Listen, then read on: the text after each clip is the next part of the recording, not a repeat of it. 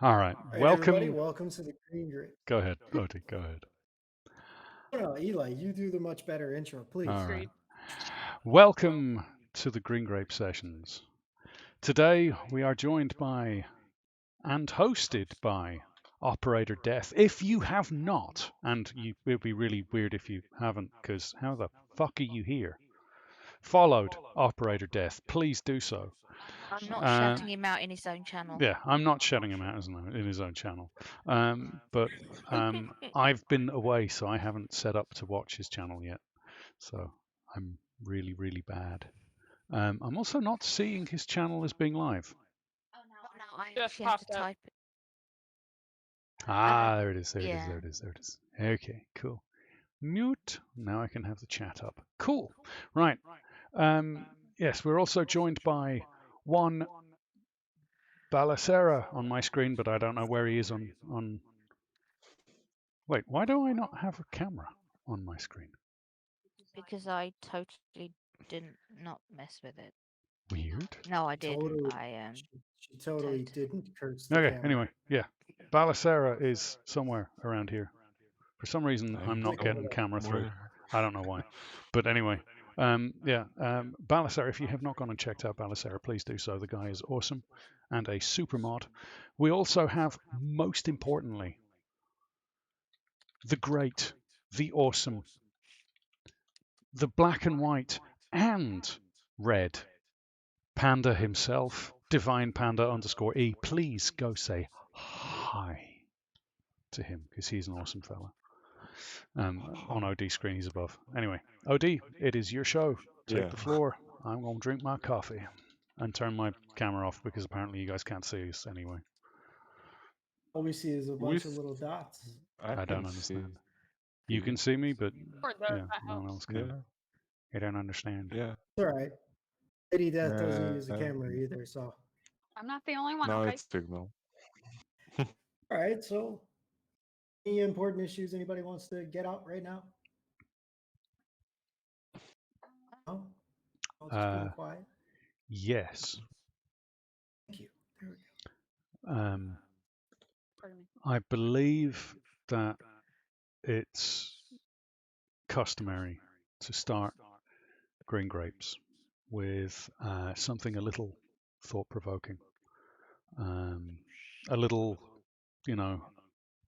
touching to the heart, something that's really, really emotional and really, really chokes us up.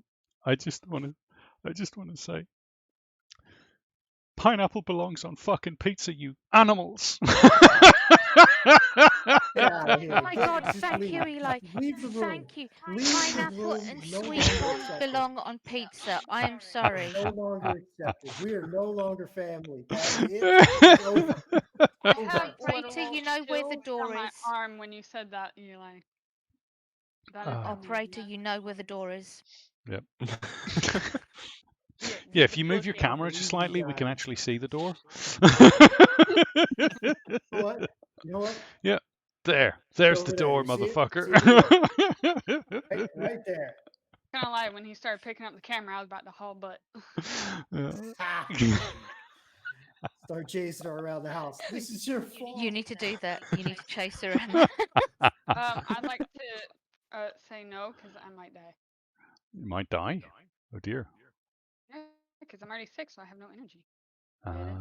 Well, what I could do is I could carry you, and then I'll run around the house, and you can throw things at See if this OD. works. That works, but we have to do it after I am not sick because I'm not giving it to you.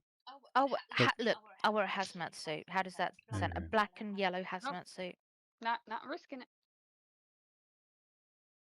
What happens if I wear a potato onesie? No. That would be amazing, but no. You Yeah. can wear one and then turn your camera on. No. Oh, it's a Hey, primate. Primate games. What is that? Hello. Primate? So this is the Green Grape session. So this is basically where we all get together. Kind of OD we for kind of eating a cupcake with a fork. Really? Really? Yeah. We're not Yeah, even 8 minutes in, and you're gonna bring up the fork incident already? I Yeah, was because literally yeah, just gonna say we're gonna make fun of you, but then that came to mind, so I had to say it. yeah. No, I was about to say, Alright, so there's certain things that are traditional with Green Grape Sessions. One of those is saying, what Making kind of sick, twisted, evil monster eats a cupcake with a fucking fork. Um, Of course, uh, it would be OD. yeah, yeah. that would be but them. no, there is actually, in all seriousness, there is a subject that I think needs addressing, as we are mostly all streamers here. Um, I will frame this in. It was something that was brought to my attention earlier on today. I will frame this as a question. Balasera, how do you feel about lurkers on your stream? More than welcome, honestly. Okay, operator, Though it's yeah, done. go ahead, Balasera. Go ahead. Finish, Frank. no, I was just gonna say it's um having just one person lurking is just wholesome than anything else. Than not having anyone watching, you know. Mm. Yeah, yeah. Okay. Panda, how do you feel about lurkers on your streams? I mean, I personally have no qualms against it. In fact, I appreciate it just as much as I appreciate active chatters. Lurking to me, I understand that because my streams are are not really at a conventional time based on U.S. standards. For the UK side of things, and anybody else that would be ahead of the U.S. time zones, like I stream at 6 a.m. my time, and so for a lot of people, like on the West Coast, uh, that's like 5 a.m. for them. On the East Coast, it's a little bit better. It's about 8 o'clock, but it's still early. It's stupid early. And so I get people are, waking up, coming in the morning, and they're going and getting ready for work or they're getting ready for the day. And so I can't expect them to be 100% active in chat. But tossing me a lurk, like by all means, I appreciate it. It helps me. And it shows that, that at least they're thinking about me enough to actually lurk in my channel. So I personally have no qualms. Mm. OD, yourself? Um, me personally, right? I think that lurkers are an integral part of what makes a stream because think about it like these are people donating their time to you. And time is the most valuable currency in the entire universe because it's some currency that you can never earn back. You can earn more money, you can earn more rubies, you can find more diamonds, you can, build more crap. You can never, ever, ever get time back. And time is a precious, precious commodity. So if someone comes into my stream and they choose to donate some of that time to me, um, then I think that that's important. And I think that it should be acknowledged how important it actually is. Mm. Well, I myself, it makes me feel more comfortable knowing that someone has just left a tab open and has me there in the background.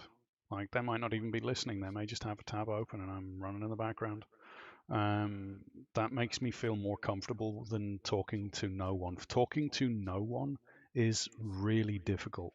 As a streamer, it's really hard to speak to no one, to keep that chat going. Because if somebody drops into your chat and you're just quiet, you're just playing the game, they're less likely to stick around. But if you're there chatting away, talking to someone, when they join your stream, they're more likely to interact and chat and stick around.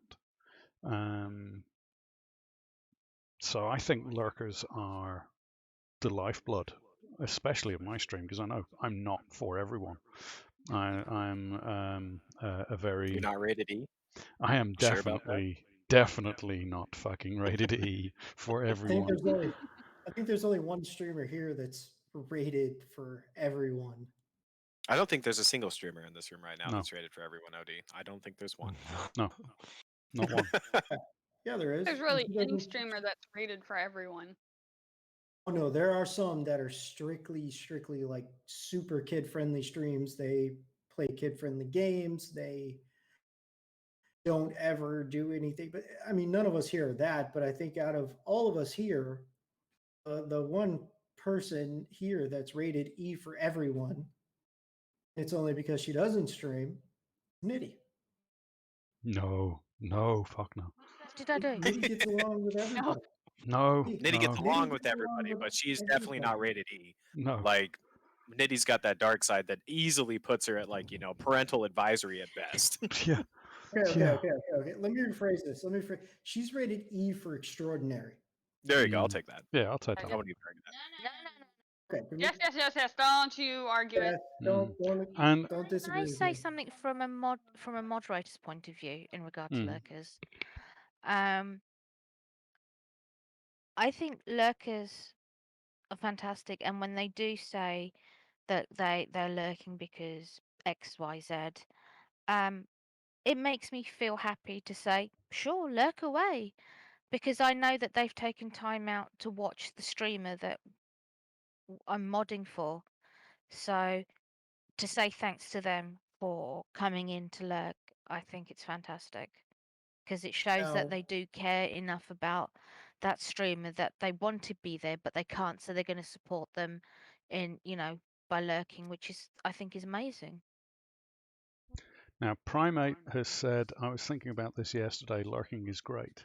Some people are antisocial and don't want to talk, which is fine. However, I don't agree on leaving tabs open for peace, as it gives the streamer the impression there's more people there than there actually is, giving them fake data to gauge how well their stream is doing.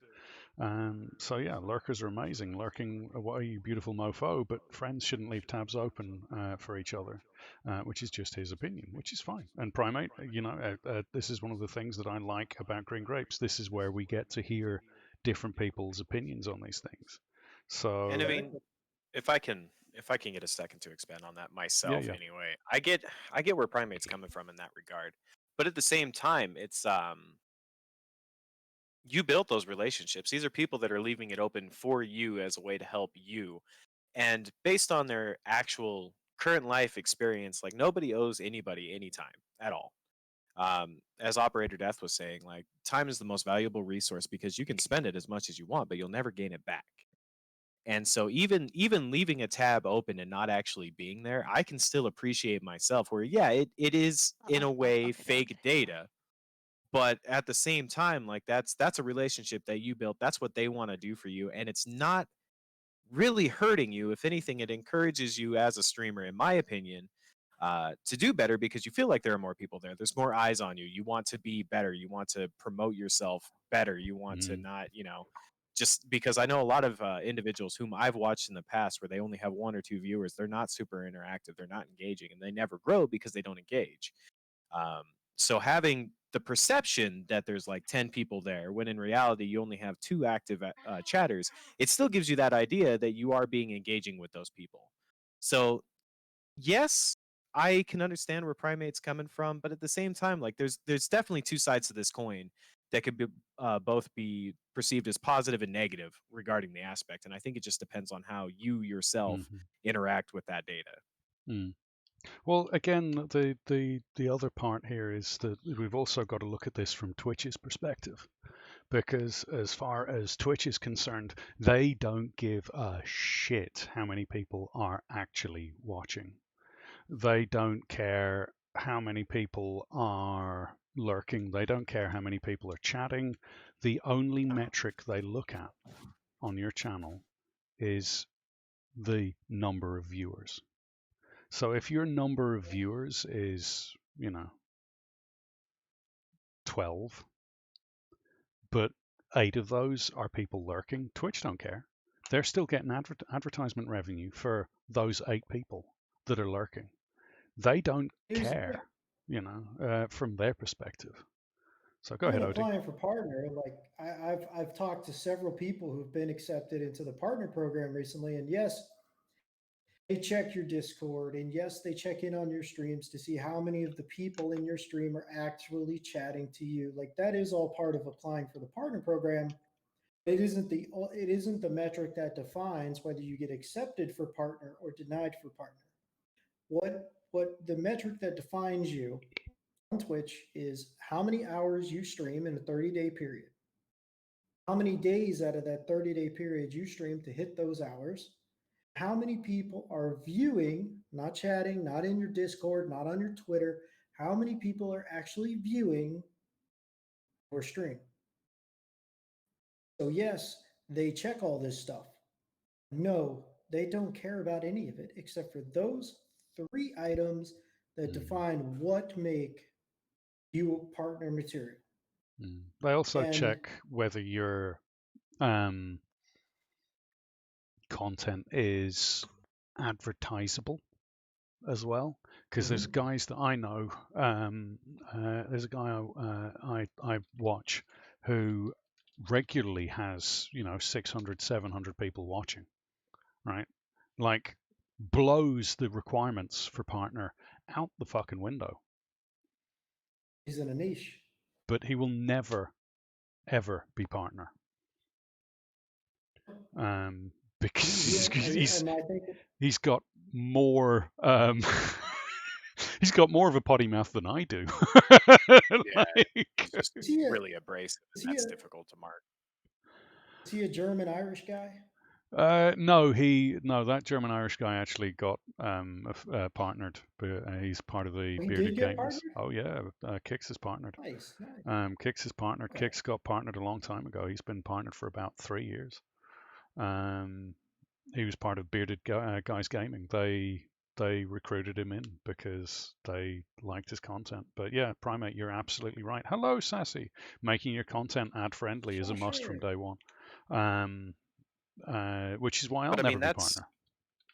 that's also just going back to the partner aspect, though. Like, if you're going at it straight for partner, I can see where lurkers could be a little bit more detrimental and concerning regarding that route. But for individuals like me who just really want to provide an entertainment source, if you're lurking, it doesn't bother me any at all. Even if you're not really there, like I'm not doing it for, and I really can't think of a different way to word this. I'm not doing it for me. I'm not doing it for the numbers. I'm just doing it for whomever is there. And if you want to be there actively and chatting actively, great. If you want to be there in the shadows and just listen to the content, also fantastic. But if you want to just open up a tab and walk away, like I don't care. It doesn't bother me any, because the people that are there, the people who want to be there, are getting what they need from it. And the people that don't want to be there, I don't know. Like I won't know if they're there or not. I can't pull some magic number or a magic data sheet out saying this person's actually got their eyeballs on the computer. And it hurts you more as an individual trying to go in and try and figure that out. It's like, who's actually watching my streams? Should I include passphrases in my streams and like question people down the road? It's just like, what was the passphrase? Were you really watching this? It's gonna drive you nuts. It's not gonna help you to think about it. Just let people lurk. Yeah, it's people. The other thing is that you've got to look at it from the lurker's perspective. Like, from my perspective, I am a full-time carer, 24 hours a day, 7 days a week. Like, I have to cut my streams short sometimes. The other day, I had to cut my stream short because Nitty wasn't feeling well. I just had to start. I was like, yep, sorry guys. As much as I really want to stream Blue Dragon for you all right now, real life comes first. I've got to go. It's one of the reasons I don't have a very good schedule. Like, I try to stream on set days of the week, but I don't always manage to do that because I'm looking after Nitty. And so when I learn, the best I can do most of the time is go to someone's stream and go, hey, I'm leaving a tab open. I'll be dropping in and out, chatting occasionally if I can. But in all likelihood, I cannot actively be part of the chat. Like, Sassy knows. Sometimes I'll pop in and hello, Sassy, welcome to the stream. If you haven't checked out Sassy Harmonics, please do so. There's a mod in my chat. Could you drop a sassy harmonic shout out, please? Sorry, Eli, I didn't mean to. Yeah. So like the Sassy knows. Sometimes I come along to her stream. Sometimes I'll be chatting to her for like fucking 15, 20 minutes. And just chatting away and chat. Just, hey, how's things going? What are you doing? Oh, this looks cool. Oh, blah, blah, blah, blah, blah, blah. You know, the usual stuff that I chat about when I jump in. Sometimes I'll jump in. I won't even say hi. I'll just open tab. Okay. What's she doing? She's playing that. Okay, cool. Got to do stuff for Nitty. Got to look around. Got to clean this. Got to pick that up. I've got to go here. Got to make sure that Nitty's okay. Nitty's eyes are sore today, so she's just lying on my lap. I can't even have the keyboard on, so there's no way I can chat. You know, there's a reason why most of the time when I'm in chat, when I'm lurking on someone's stream, that pops up. You know, for anyone watching on YouTube, you didn't see that. Yeah, because I just realized. Unfortunately, they can't see the chat. Yeah, they can't see the chat. But I pop up these 4 emotes just to say, hey, yo, I'm here just to let you know I am paying attention. I am listening to what you're saying, but I'm not able to interact. Because when I've got Nitty lying on my lap, I've got one hand free for a mouse, and my keyboard's on the floor, like it is currently. You guys can't see that because the video isn't working on Discord at the moment for some reason. But I turn my camera on and I just get these little square things popping around like on my screen. Oh, it's there. I see No, you no. popping up. Like you're fine. It's Yeah, like we see you. We see Right, you. okay. I don't know why it's not loading on. It's not popping up screen, on though. ODs. It's really weird. Yeah, that's what's weird.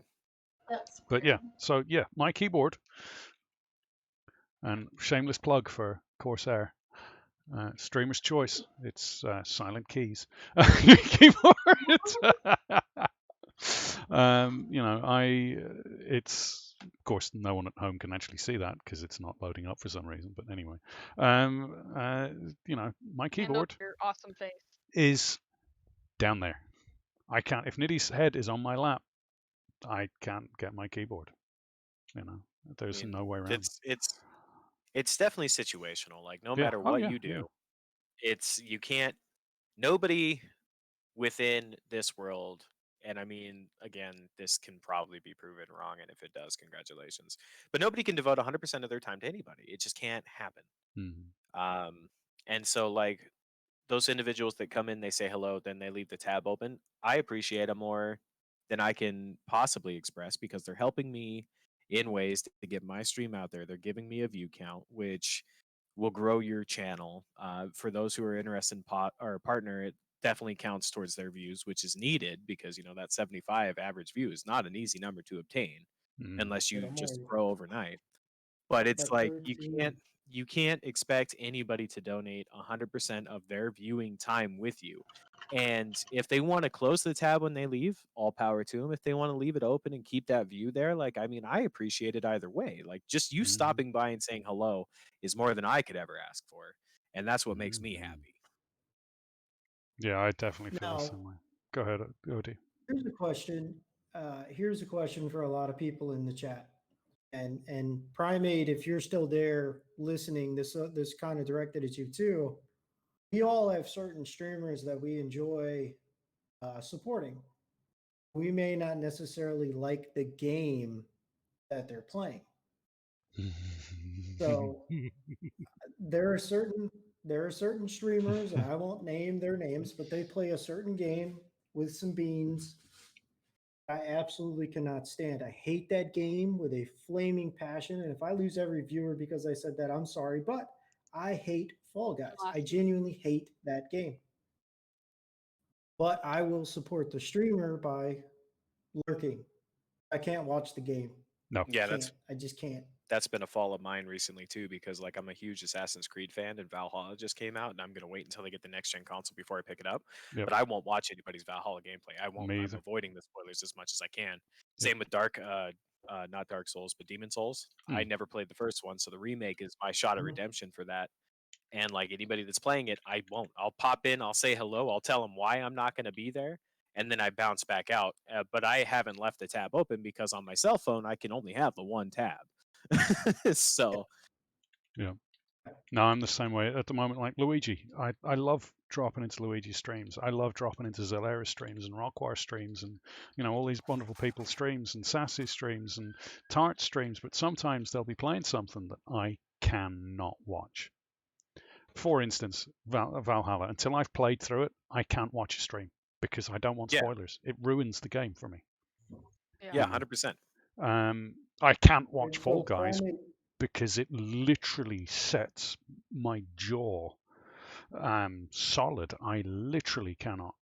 Oh, that game annoys the crap out of me. Among Yeah. Us is the same way. Yeah, Among Us is another one. I can't. It just something about it. I can't. They're both Now- just too repetitive for me. Like you've played it yourself once, or you've watched somebody do it once. You've watched it 1,000 times. Yeah. Yeah, Primate Like- says, I think I'm biased as I watch everything on my phone. I'm always on the move, always with the kids, always doing something, so I can only watch one on my phone. So I can't leave a tab open.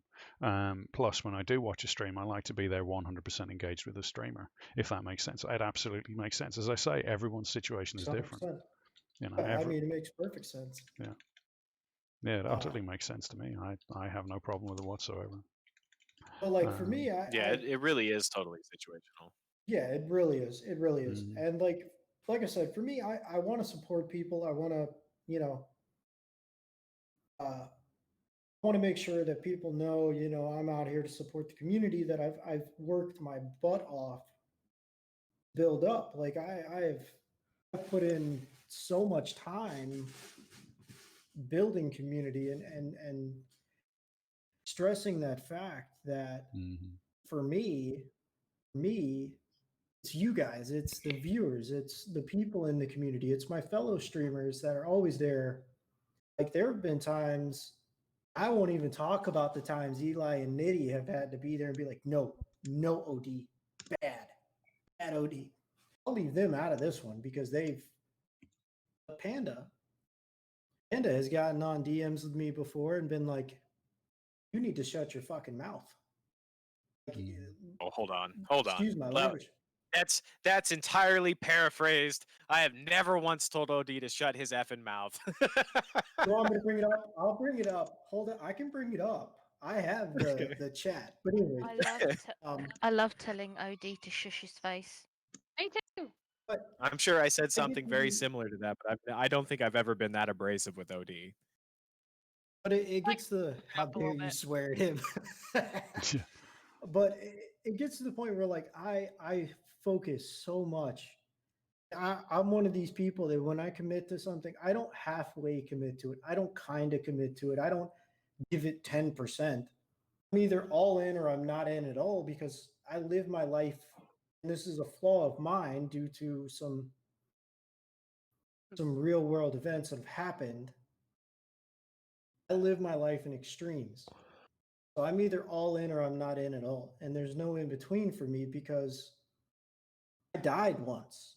Like I literally died on an operating table while people tried to save my life. Like I was given a second chance to live. Now I live every moment of my life as a moment because I don't know what's going to come next. So I live my life in extremes. I'm either all in or I'm not in at all. And there are times where I'm pushing and pushing and pushing and trying to be, I get so focused on something. And when it doesn't pan out the way that I had, when it doesn't go the way that I had thought, it gets to me. It overwhelms me because like this is something that I've poured every bit of my soul into. Mhm. And I've got such a big support system and so many people behind me going, no, we got you. You fall, I'm here, I'm holding you. But it gets to me and there comes times where I'm like, screw this, man. I can't do this. I can't. I'm not the guy that's going to push this community over that hill. Yeah, I And then definitely. guys, people Right. like Panda, people like Eli, people like Nitty, and this one over here, I'm pointing at her.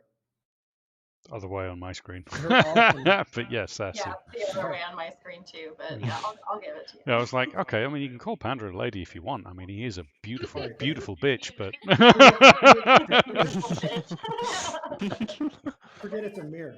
But See? anyways, her and her amazing husband, like they have sat there numerous times and have gone, oh, no, we got you, bro. Don't worry, we got you. Without that support, yeah, I there. wouldn't even go would so far fall. as to call that a flaw, though, OD. Like you know what you want and you go for it. And you do everything that you possibly can to achieve that. And like one of my shortcomings, because I don't like the word flaw. One of my shortcomings, a thing that I am not the best at, is that I sometimes can lack that drive. Like I want to do something, but I don't have that same kind of drive where it's either I go all in or I don't do it at all. And then I'll get like halfway through it and I'm like, I don't kind of want to do this anymore. And then I'll leave it. So like having that drive would be amazing for me. So I don't necessarily see that as a flaw or a shortcoming for you. I feel that I help you focus it, but I would never look at it as a flaw. I appreciate that. But I that's sorry, Nitty. no, you go ahead. I was gonna say that's kind of why for me I am the way I am. Like I am laser focused on specific goals and I set these goals for myself. I don't talk about them to people. I don't advertise my goals because I don't want to be that guy that's out there like, oh, okay, hey guys, we got to hit 100 subs this month. I don't, that might be my goal. It's not my goal. I thought you said you But don't talk that about might be the goal. I I'm was just talking using about it that on my stream hypothetically. earlier. It's a goal, but it's not Hypothetically, mandatory. hypothetically, that may be the goal I set. But I will never speak of it because I don't want people to think, oh, he's only after the subs. He's only after this. I'm not. My entire goal with Twitch is to see how many people I can reach and impact in a positive way because I have seen the true evils of humanity up close and personal. I've walked through it. I've seen it with my own eyes, and they're images that are burned into my consciousness. If I can spend one day bringing joy and positivity to someone, even if it's just one person, I've far surpassed any monetary goal I could ever set for myself. I didn't think my butt was that scarring to you, sir. You only saw it for 5 seconds. It was the best 5 seconds of my life. You guys. No, Oh, you know me. I can't have a serious situation without cracking some sort of joke. Preach. yeah, I can't. Lately, I've been only lurking on streams a lot because my mental health has been playing to the point where I see other people's streams and I start thinking, well, I'm doing something wrong. I'm not good enough. I'm not able to impact people the same way other people are. There's no point me streaming. I should just stop. I should just stop doing this. And that's the way it's been feeling for me of lately. So I've just had to just lurk on people's streams because I just can't do it. I have the weirdest self view of myself. I have zero shame. Like like Nitty will tell you, if you turn around to me and say, "Hey, do a striptease in the middle of this mall," I'll do a fucking striptease in the middle of the mall. It does not bother me in the fucking slightest. I have zero shame. Like, And then I'll bring the music. yeah, Odie'll bring the music, and Panda will bring the pole. Oh wait, I'll that's a bring the flesh drink. pole. Oh yeah. buddy. But it doesn't bother me in the slightest. I have zero shame when it comes to shame, but when it comes to self-esteem, I've not got any, zero, and it really I've had to just lurk on people's streams, and like I can't even watch a lot of people's streams because it's part of my brain is like, oh yeah, I'm just going to compare myself to this person. And it's like, no, don't do that. Never compare yourself to another streamer. That's the biggest advice I can give to anyone who's coming into streaming. Don't compare yourself to other streamers. I mean, sure, Absolutely. try and learn. Amen. You know, there are things like, for instance, I was saying, when you've got no streamers, it's really important to, even if you've got 0 streamers, talk to that dead space, fill the air with your thoughts. Just describe what you're doing in the game. Like, hey, this is my thought process. This is why I'm doing this. Because people tune in. And yeah, to a large extent, you know, people stick around for the streamer. And there's a beautiful Rockwire. Sassy, quick, give him a kiss. Give him a kiss. Yay! You know, people to a large You extent. guys didn't do the thing with your glasses and knives. To a large extent, people stick around for the streamer, but their initial tune in, the first time they tune in, they're not tuning in because they want to see Sassy Harmonics. They're not tuning in because they want to see Panda or Eli or Jackdaws and Midgard or Operator Death. They're tuning in because you're playing a game they're interested in. You know, that initial tune in, the initial hook is to get them in. Then they stick around for the streamer. You know. I mean, certainly for me. Hey, Night Owl, by the way, feel free to come join us, Night Owl. You're always welcome, sir. For what it's worth, though, Eli, like, uh, your humor is something that I've found that's really difficult to be contested. And I know you're like, don't ever compare yourself to a streamer, but like, I hold you on a fairly high pedestal for your humor, just the energy that you bring into your streams. Because before I even really started getting started in a streamer myself, I believe it was Tart that had introduced me to you. She had pulled a raid, and we went and we hung out in your stream, and like I was immediately hooked on that energy, where you're just sitting there, you're cracking jokes, having a good time with it. Plus, I mean, that voice. But more He importantly, needs like narrate all games. you, Eli should be the you solo. are, He should be the you are Morgan Freeman rather of video games. right. The Morgan Freeman in video games, just like it was at this moment they knew they They fucked up. fucked up. When they tuned But into no, Jackdaws and Midgard stream, it was at this moment they knew they fucked up. Yeah. yeah.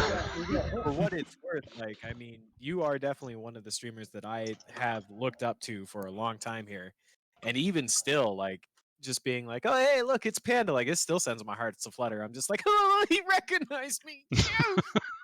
So Well, the thing is that, as I say, that to a large extent, that's from. I mean, a lot of you guys are new to streaming. Like, no offense meant, and absolutely hope there's none given. A lot of you guys are new to streaming. I've been streaming since 2014. Like I never exploded because I was on Mixer for a large extent. Mixers was a fucking horrendous platform to get notification on, to get people in to your streams, you know. But at the same time, I'd got that. I'd learned that you have to, even when there's no one there, you have to chat, you have to talk, you have to be interactive. When someone drops in your chat, you say hi, you interact with them.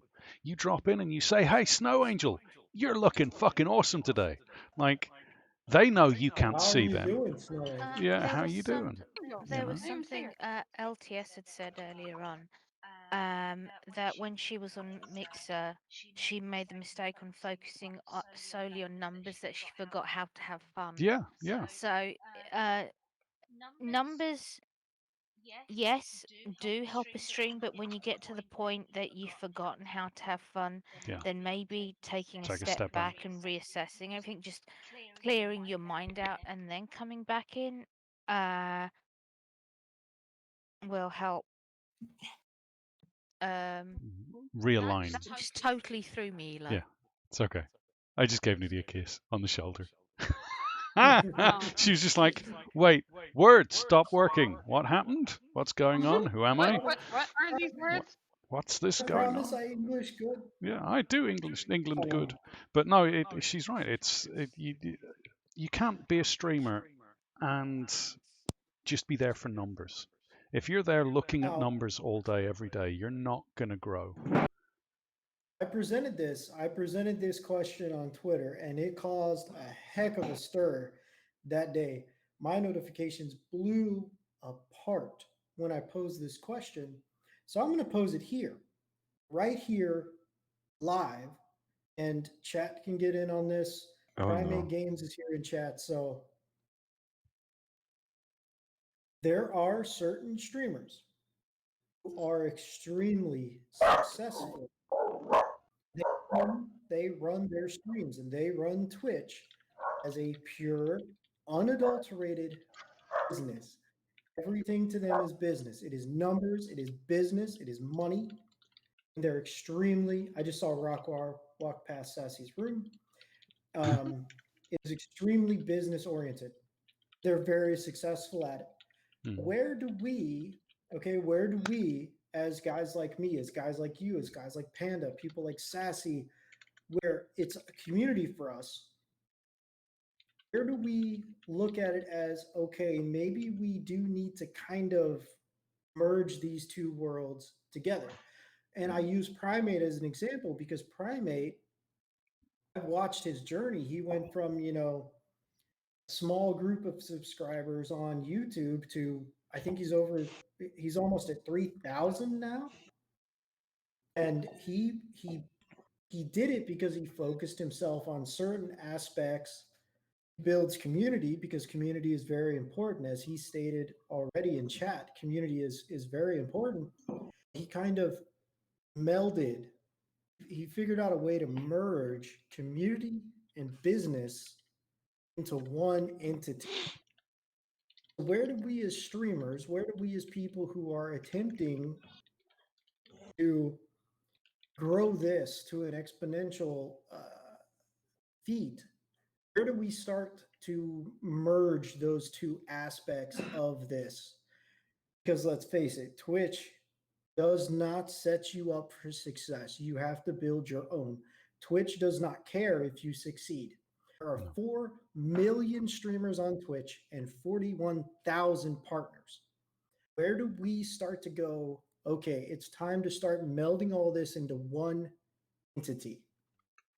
Where do we start going, this is our brand, this is what we need to build? Well, I mean, it really depends on what you are trying to accomplish. Like, if getting partner and making Twitch your job is your goal, you should be doing that immediately. Because the longer that you put it off, the longer you treat it as a hobby, the longer you are going to be from achieving that goal. And like, as long as you're upfront about it and like you're telling people this is what I want out of this, like this is what I'm shooting for, and making sure that there's no misunderstandings, misconceptions, or like shady business deals happening in the background, people will either accept it or they won't. Like, I mean, even if you don't make Twitch your partnership, people are either going to like you or they won't. And that's just the way business of yourself is. Like, selling yourself legally, mind you, not illegally, through means that we won't discuss here. Selling That one yourself, time, Panda, it was that one right? time. That I one need the money, time right? in Vegas. No, selling yourself is always a challenging thing to do because there is only one you, and how you market yourself is very important. But if you are going to go for partner, you're shooting for partner. Partner is what you want to do. Making that known, making that open to everybody that gets involved with you, be it somebody that drops in for 5 minutes or somebody that's been with you for the last year. Like, having that open discussion, conversation, setting your goals is important, because then people can help you try to attain them. Because if people want to see you succeed, they're going to do everything they can within their power to help you succeed. And that also comes of selling yourself. So that's something that you really need to sit down and discuss with yourself as an individual. It's just like, do I want this to be my job? Is this something that I want to take further than, just a hobby on the weekends and hanging out with people and entertaining people? Immediately would be my response to that. If that's where you're going, you want it as quickly as you possibly can, set yourself up for it. Panda, I think your mic just got plugged out because we're now hearing you through your laptop mic. My bad. Yep. My bad. No worries. Now, to further that, like from a personal perspective, where do I want to go? I, as I say, I don't have the self-esteem to believe that I'm going anywhere. It blows me away that anybody ever tunes into my channel. Like, it really does. That's why when I see someone drop into my channel, that's why if someone subs to me or someone cheers, I'm like, whoa, wait, what the hell are you doing? I don't expect anything from anyone. What would I like? Oh, I'd love to be. OD's showing us his desktop. Sorry. Yeah, I'd love to be able to get paid for doing what I love doing, which is chatting with you guys, playing games, having fun, being there for people, you know, being there to help people, even if it's just to give them a smile, give them a moment in their day where just for a moment there's a break in the shit and the slog and the hell that is fucking human life. you know for me, if I can do that just for a moment, if I can just bring you a moment of, oh look, floof,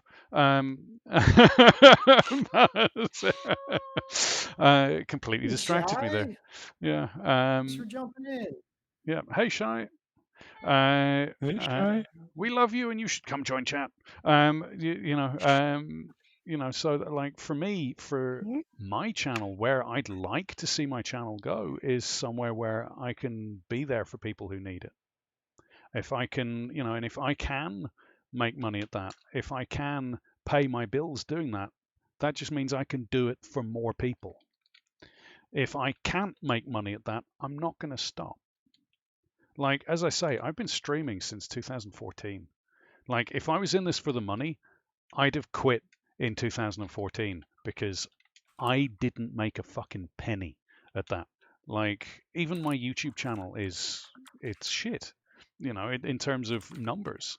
But the people that I have, the people that tune in and watch my videos and chat, are the reason I still do it. They're the reason I still talk. That's the reason that Midgard exists, is we're here for people. It's Rockwire. We love you, Rockwire. So, for me, Twitch, in terms of Right. what I'm trying to do with it for myself, is I'm trying to be there for people that need us. In terms of what I would like, sure, I'd love to get paid for it. Wouldn't everybody? I mean, you can ask anybody alive, would you like to get paid for doing something you love doing? They're not going to turn around and say no. Yeah. Like, honestly. The reason I asked that, No. the reason I asked is because, like, anybody that knows me knows that my community is my biggest driving force behind everything that I do here on Twitch. I don't go out of my way to focus on money or numbers or anything like that, because that is a secondary side effect of having an amazing support system and an amazing community. And I've talked with numerous people who are partnered, and they started out kind of the same way we are. We're trying to build our presence on this platform. Some of the more successful partners that I've personally spoken to, they started off by trying to solidify that support system. And anybody that knows me knows that I am laser focused on what I'm doing. I'm very ambitious as to what I'm doing, and my goal is to bring everybody with me every step that I take. I always feel like if I start to venture into the business side of it, and I keep this very personal, Lady Death and I talk about it in private, I'm always scared that if I start to bring the business aspect of my personality into the fold, that all the people who genuinely support me are going to be like, whoa, that's not what I signed up for, bro. That's not what we're here for. I think there's. But I mean, Go ahead, Panda. Well, I was just gonna kind of follow up on that. Like, in the end of the day, the people that choose to support you, the people that have seen the side of OD that we've all seen, we all appreciate, will continue to do so. Um, the truth of the matter is, no matter what, people are going to have disagreement.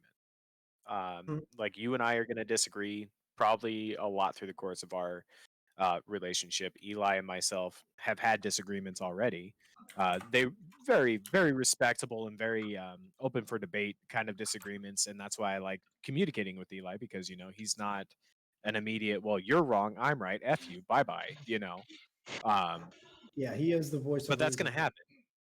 Yeah, that's going to happen no matter what you do, Od. Like if you continue down the path that you're on now, and you continue to not try and make this a for-profit stream, for lack of a better way to phrase that, uh, you're going to find people that are going to walk away from you regardless because they either just, you know, no longer share the same views or ideals that you do. Or if you do make it a for-profit stream, people are going to walk away regardless because that's not what they're after when they go and sit on Twitch. But you will find other people that will support you. Like, you can't, and I hate this phrase. I hate it so much because it's just so overused in mainstream media, but you can't make an omelet without cracking a couple of eggs Mm. is It's true. effectively the way behind it. And so no matter what you do in life, somebody's going to disagree with you and somebody out of your life is going to walk out of your life. But that is life no matter what you're doing, be it fishing on the dock, be it at your current job, be it at the grocery store. Like, you will find confrontation no matter what you do. It's how you handle that confrontation is how it defines you and what's important. Mhm.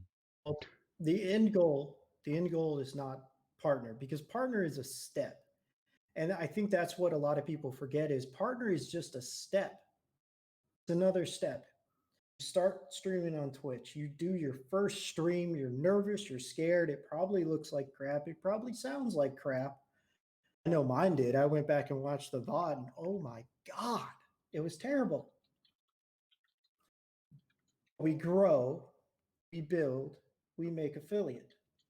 Um, Affiliate is a step. It's another step in the process. It is a huge step for some of us. Partner is another step in the process, but it doesn't end at partner. You don't just make partner and then that's That's it. it. I'm You've made done. it. Okay, Yep. cool. Well, there's more to it than that. So for me personally, for my brand, um, I want to make partner. That is something that I shoot for. I do it a lot more in silence than I do out loud, but partner is a step. It is a goal that I want to achieve. World When I domination is do, mine. when I do achieve that step, because I'm not going to stop until I do, it's not going to be, all right, guys, I'm a partner. You're not worth my time anymore. Now it's going to be, okay, I've had people that have been with me this whole ride, and Andy, you've been with me on this ride for a long time. Eli and Nitty have been with me on this ride since my first ever stream. I actually think Night Owl came over on that raid from Ninja that night too. Um, Believe it or not, Primate's been with me for a long time. Sassy uh, has has been a part of the OD family for since I made affiliate back in August. She was one of the people that helped me get there. I don't want it to be like, all right, well, you know what? I'm partner. You're not worth my time anymore. And I don't want people to feel that way. Well, that's Um, entirely how you personify it. Like, you can't. I don't think anybody within this group right now would ever truly feel like you would be that individual. That's why we've continued to support you because you yourself are also a very supportive individual for what you can and can't do. Um, sure. I don't think a person in this room, even in this chat room, would see you, be it a month from now, be it 2 months from now, be it a year from now, whenever you achieve that second platform of your overall arching goal, as a, oh, well, you guys are no longer important to me, deuces. Like, you're not that person, and that's why we choose to support you. And whether you have an amazing facade or not. Like we'll approach that bridge when we get to it, but like right now, that's not OD, and that's why we're still here. You know what I mean? Lady Death will attest, and she's the one person that if I if I ever spout some BS, she'll be the first person to be like, no, For sure. Well, shut she'd up. slap you, and you'd have to take it. She would. You would literally, that would be the only time you'd see her come on camera, just to come in here and slap some sense into me. She would literally shush your face. With her She would. fist. With her fist. She would shush my face. She's the first one that will ever call me out on my BS. And I've agonized over this so much.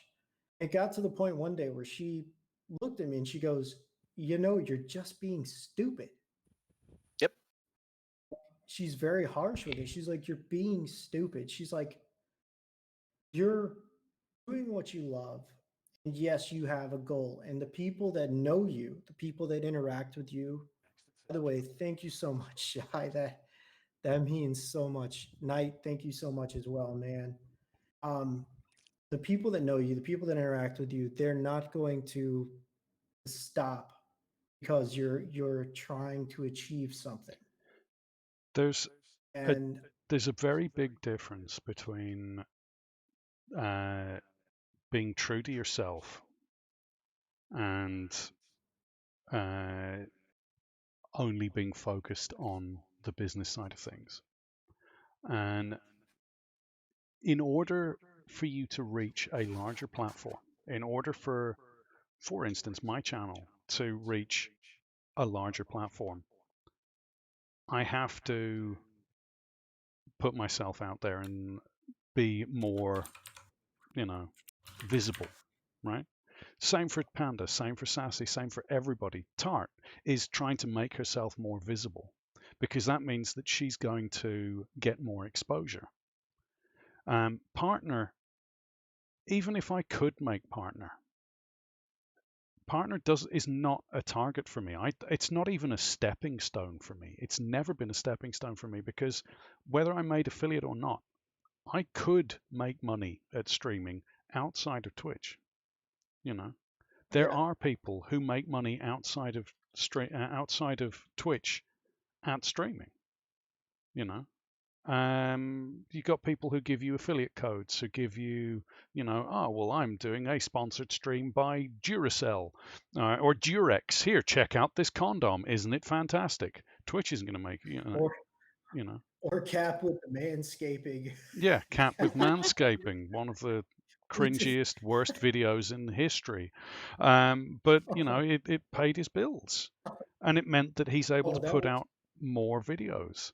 So for me, when I see someone doing something that is monetizing their stream, like Luigi monetizes a stream, I don't think, oh, well, I'm not going to stop. I'm not going to watch Luigi anymore because he's monetizing his stream. No, I'm going to watch YouTube. I know why he's doing it. We've all got bills to pay. We can't, we're not all Jeff Bezos and don't have to worry about money. We have bills to pay. You have to monetize in some way, some form to be able to continue doing it. Streaming is not free. No. It costs us money. It costs us time. And like Primate just said, he makes No, I did not hear bank on YouTube. And it's just that was his thing, and he focused on it, and now he's doing it. My thing is, like, I've always been that guy that has been very nervous about talking about this is the goal. This is the next step for the brand. Because I'm not a fake person. I can't be a fake person. It drives me nuts to meet fake people because you can point them out. You can tell who they are. Mm-hmm. There are some streamers out there that are, oh yeah, I love everybody. But at the end of the day, when they don't make the numbers they want, they jump up and down and cry like a girl. I have a question? This is more curiosity than anything. Do you guys go in with a goal already in motion, or do you go in and then the goal starts coming to you as you're going on your journey? When I first started, I didn't have any goals. I'll be honest with you. When I first started streaming, I had zero goals at all. I wanted to have fun and meet people and make friends. And I still want to meet people and I still want to make friends. Now, at the beginning of every month, I set a goal for myself. Make it. If I hit it, I hit it. If I don't, okay, it rolls over to the next month. I do this because if I don't, I won't stay focused on what I'm trying to do. So at the beginning of every month, I sit down with Lady Death and I tell her, hey, this is what I want to do this month. And she'll tell me either A, okay, you can do it, or B, you might want to dial it back a smidge. What about you, Yeah. What Pam? about you guys? Well, I mean, I don't have any goals. I'll be honest. Like the reason, and I believe I touched base on this earlier in this green grape stress. I cannot talk today. Yeah. Earlier in this day. green grapes session, um, a lot of why I stream is just to crack jokes, make people smile, and make people happy. If I were to make partner just by accident, because that would be entirely what it is. If I were to accidentally make partner, would I go for it? 100%. Why? Why not? I've done it. I've achieved it. I might as well do it, you know. But that's not my end goal in life. My end goal is to hang out with individuals like yourselves. Like I would have never met Eli. I would have never met Operator Death, Balacerda, anybody in this room except for Shy. Anybody in this room I would have never met unless I was a streamer. And to have these relationships that I've Sassy's been able like, to build up hello? on. We work Well, together. Motherfucker? Shut up, Like, shut up, shut really? up. Um, anyway, but I wouldn't have been able to meet you individuals, and you guys have had such a huge impact on my life Sassy. that this alone has been its own reward for me. So I just want to continue to bring my positive energy, be it the little that I have, and spread Still that not out working. amongst individuals like yourselves to make your day brighter, make you happier. And if it happens, it happens. If it doesn't, I mean, as long as people are happy and having a good time, like I'm winning. That's what I wanted. That's what I wanted out of all this all along. So for me, it's easier. But I mean, to touch base on OD again here, uh, the way you can look at it that might make it a little less intimidating by you is like with any business, you have investors, right? Mhm. Right. So in the end of the day, your audience is your investors. So being honest with them, open with them, showing them your projected goals, your targets, your stuff like that will help them as your investors feel more comfortable in investing in you. Yeah. Decide whether they actually want to invest in your brand or not. You know, Right. and as far as I'm concerned, anyone who turns around and says, as I say, anyone who turns around and says, "Oh, yeah, I don't, you know, given the option between doing something I love and getting paid for it, and not having to worry about anything because I'm getting paid for doing something I love doing, and you know, no, actually, I don't want to be paid for what I love doing. I just want to go and sit in a cubicle for 12 hours a day, breaking my balls for someone who doesn't give a shit whether I live or die, because they can always get someone else to come in and break their balls for them. You know, given that choice between literally destroying your body, destroying your soul, destroying your mind for someone else, or doing something you love for yourself and getting paid for it, people are going to go that route. Now, unfortunately, 99%, 99.9% of people cannot get paid for doing what they love. But there's no shame in saying, I'd like to be paid. Van Gogh didn't turn around and say, oh, well, I could paint, beautiful pictures, but, I've got to do it to make money, so I'm going to go and only paint buildings. He did it because he wanted to paint beautiful pictures. If he got paid for it, great. If he didn't, he didn't. And he died penniless. But he tried. Beethoven died in so much debt but did everything he did because he loved doing it. But he didn't tell everyone, oh, I'm only doing this for the love of it. I don't mind if I get paid. That motherfucker was like, I should get fucking paid for this motherfucking shit. I'm one of the greatest goddamn composers that have ever lived. I should be paid for this. People are not paying me for this. I must be doing something wrong. I'll make better music. And he used that as a driving force to make better music. And he did. He made fucking amazing music. You know, don't hide that you would like to get paid for doing something you love doing. You know, I'd love to be paid for what I'm doing. You know, for doing stuff that I love doing. But I don't expect it in terms of goals. I don't have a goal. I can't have a goal. If I set myself a goal and fail it, my mental health will just cause me to just pack it in and not do it anymore. So I don't have a goal. But you know, it's down to each. It's again, it's individual, and don't be ashamed to have a goal, to want to do better, to be in a better place. You know, to live a better life, to be more comfortable. There is no shame in wanting to do that.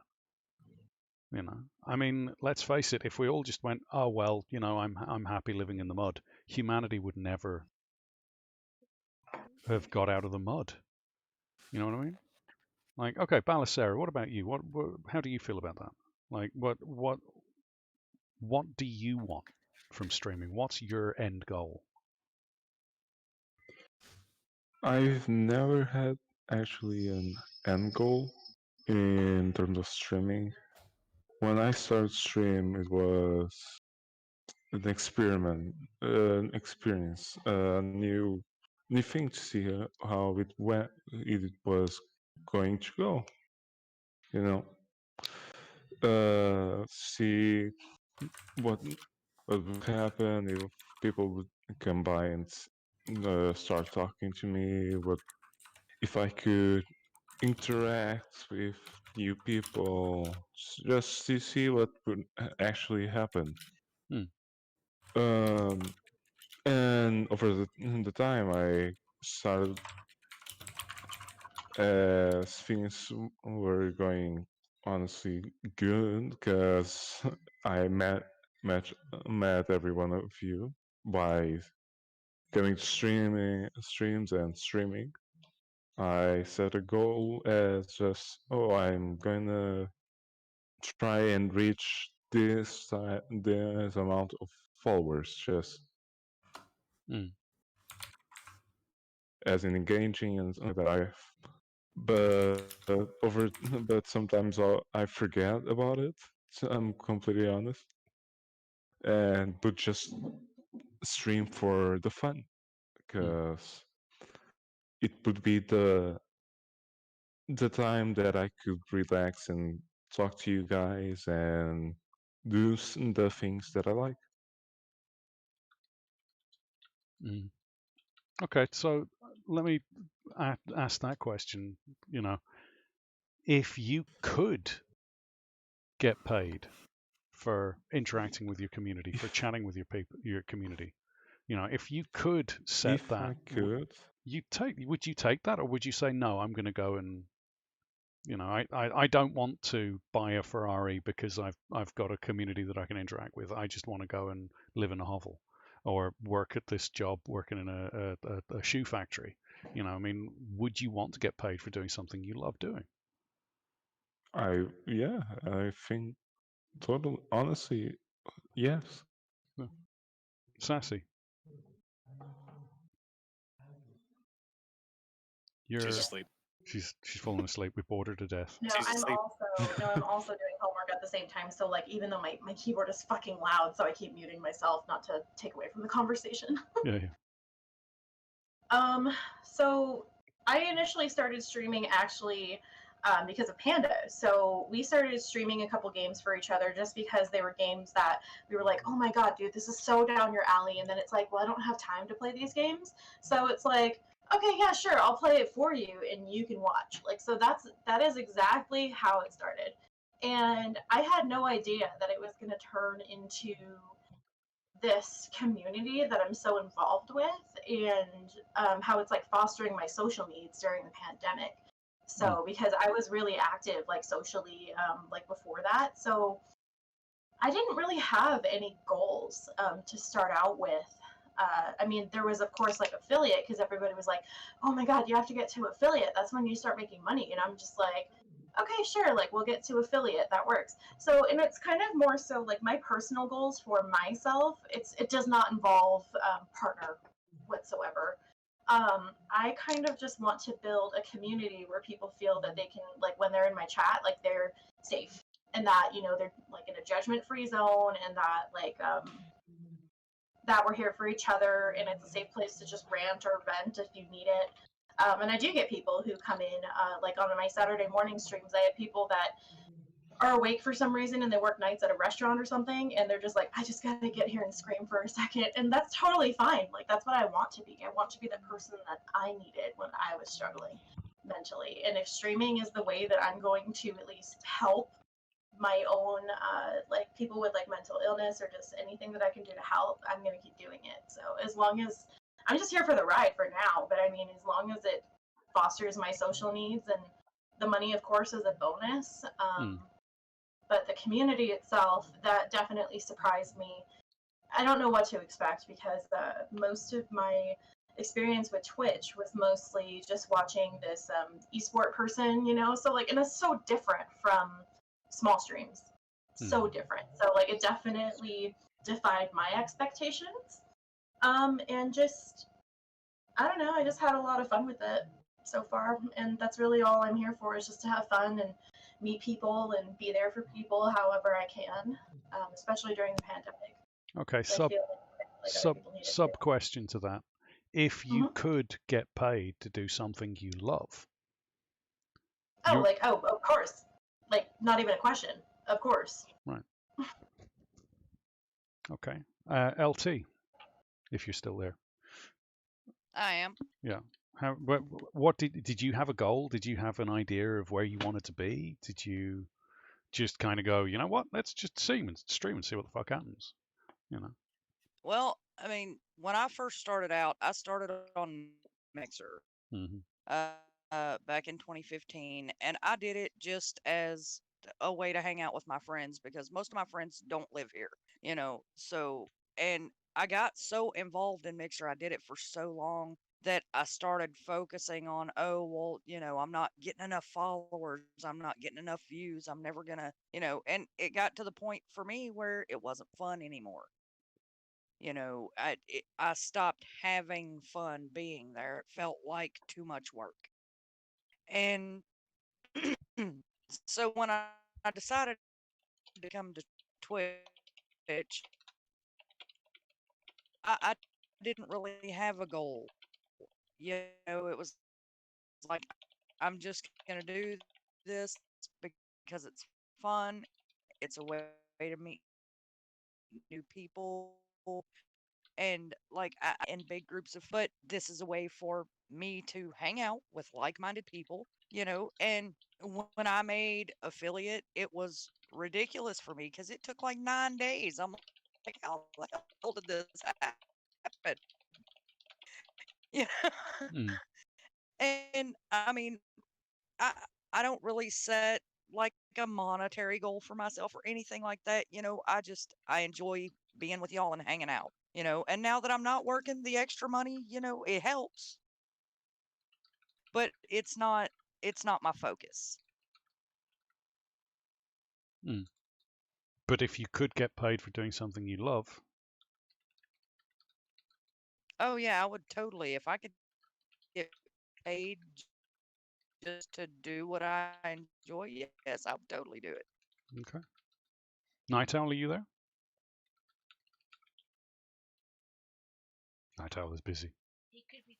The little owls He's probably got him. dealing with Yeah, he's probably dealing with the yeah, owlets. he's- Yeah, you're here. Okay. Well, if you're free to answer that, Yep, either little owls. yeah, little owls. Thought so. Okay, cool. No worries. Okay. How about we have non-streamers that question because I Yeah. mean we have two Oh, we have two non-streamers here. Yeah, we have Three. three non-streamers currently. What's the question? Well, to be fair though, I mean, Lady Death is doing what she loves. Operator Death. Not this week. Odie's like, shut up, guys. How dare you, Panda? This is a family stream. Mhm. Oh, Yeah, got it. you I'm guys- making the same Yes, jokes in my we're head. family. It's a It's very our family. family-friendly act. Like that's how you make families. Mhm. True. The Yeah. pull to my heart is making dirty jokes. So This is why Lady Death and I get on so well. Mhm. The dirty I pose jokes that and same stuff. question to them. Like, like you have Nitty, who's Eli's wife, Shy Dragonfly, which is, Panda's significant other, and then Lady Death, who's my significant other. Hey, I didn't know that. If you Lady Death is like, when did this happen? Wait, what? I'm just I here just for the woke up free and found food, this out fucker. on here for the lulls, okay? I'm just here for the lulls. You three, you're non-streamers. You support those that are trying to do this and trying to build everything up. How do you feel about that issue of, do you meld your brand into something more so than I'm just here for the lulls, or how do you feel? I'm not trying to say Eli, please, I can't English right now. What do you feel in terms of when a streamer has goals? Do you feel that a streamer who is open about their goals is a better streamer, or do you feel a streamer who is, keeps their goals to themselves is a better streamer? For me, if this is me speaking, if I know what the goals are and if I can help them in whatever way I can, I will do that. That's why I started modding chat for you, Eli, for example. I wanted to see your channel grow because I know the sort of humor you have. I know the sort of person you are. So I can see that, and I can see things that you don't see within yourself. When Odie asked me to be his chat moderator, um, I wanted to help promote him if I could, and interact with the chat, let people know that this is who Odie is. I can see what he's trying to do. I can see what he can't see of himself. The same with LTS. I can see what she has and what she doesn't know she has, and I want people in chat to see that. Yeah. And okay, and of course the final part My is wife is over here clapping. if you could get paid for doing something you love, would you? Is that for just the streamers? No, this is for the everyone. Yeah, just in general.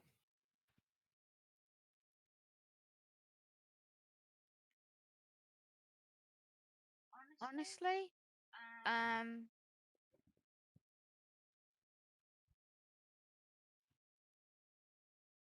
Pose this question to Nitty then. fuck. If you could get paid because you love supporting people, you enjoy moderating. If you didn't, you wouldn't do it. If I didn't get paid for it, it wouldn't bother me. If I got paid for it, cool. I would put it back into the community. Nitty's Does that such a answer- pure soul. Mm. We don't He deserve is. her. And we A don't. drop from It's so heaven. annoying. Look, Okay. there's a We- badger over Okay, there. Lady Death. Same question for you. know. When you see a streamer who is open about their goals, Tart doesn't hide the fact that she wants to make it so that she doesn't have to work. She can play games for a living, and she's never hidden that from anyone. She's always been brutally upfront with it sometimes, which I love her. I love her for. But for you, when you see a streamer that is brutally honest and just tells people, look, these are my goals. This is where I'd like to be. does that put you off the streamer, or do you feel more like you know where you stand with them? I think that it would not be Tart if she was not brutally honest and upfront. That would just not be her. If she was never, if she was not upfront, I would be like, "Are you dying?" And second of all, it does not put me off the streamer because, as most people know, I'm not a huge gamer. I game very little, and when I do, it's not very long. But shit, I lost my track. It's okay. So yeah, you don't mind streamers being upfront with their goals, with where they want to be, where they want to aim for.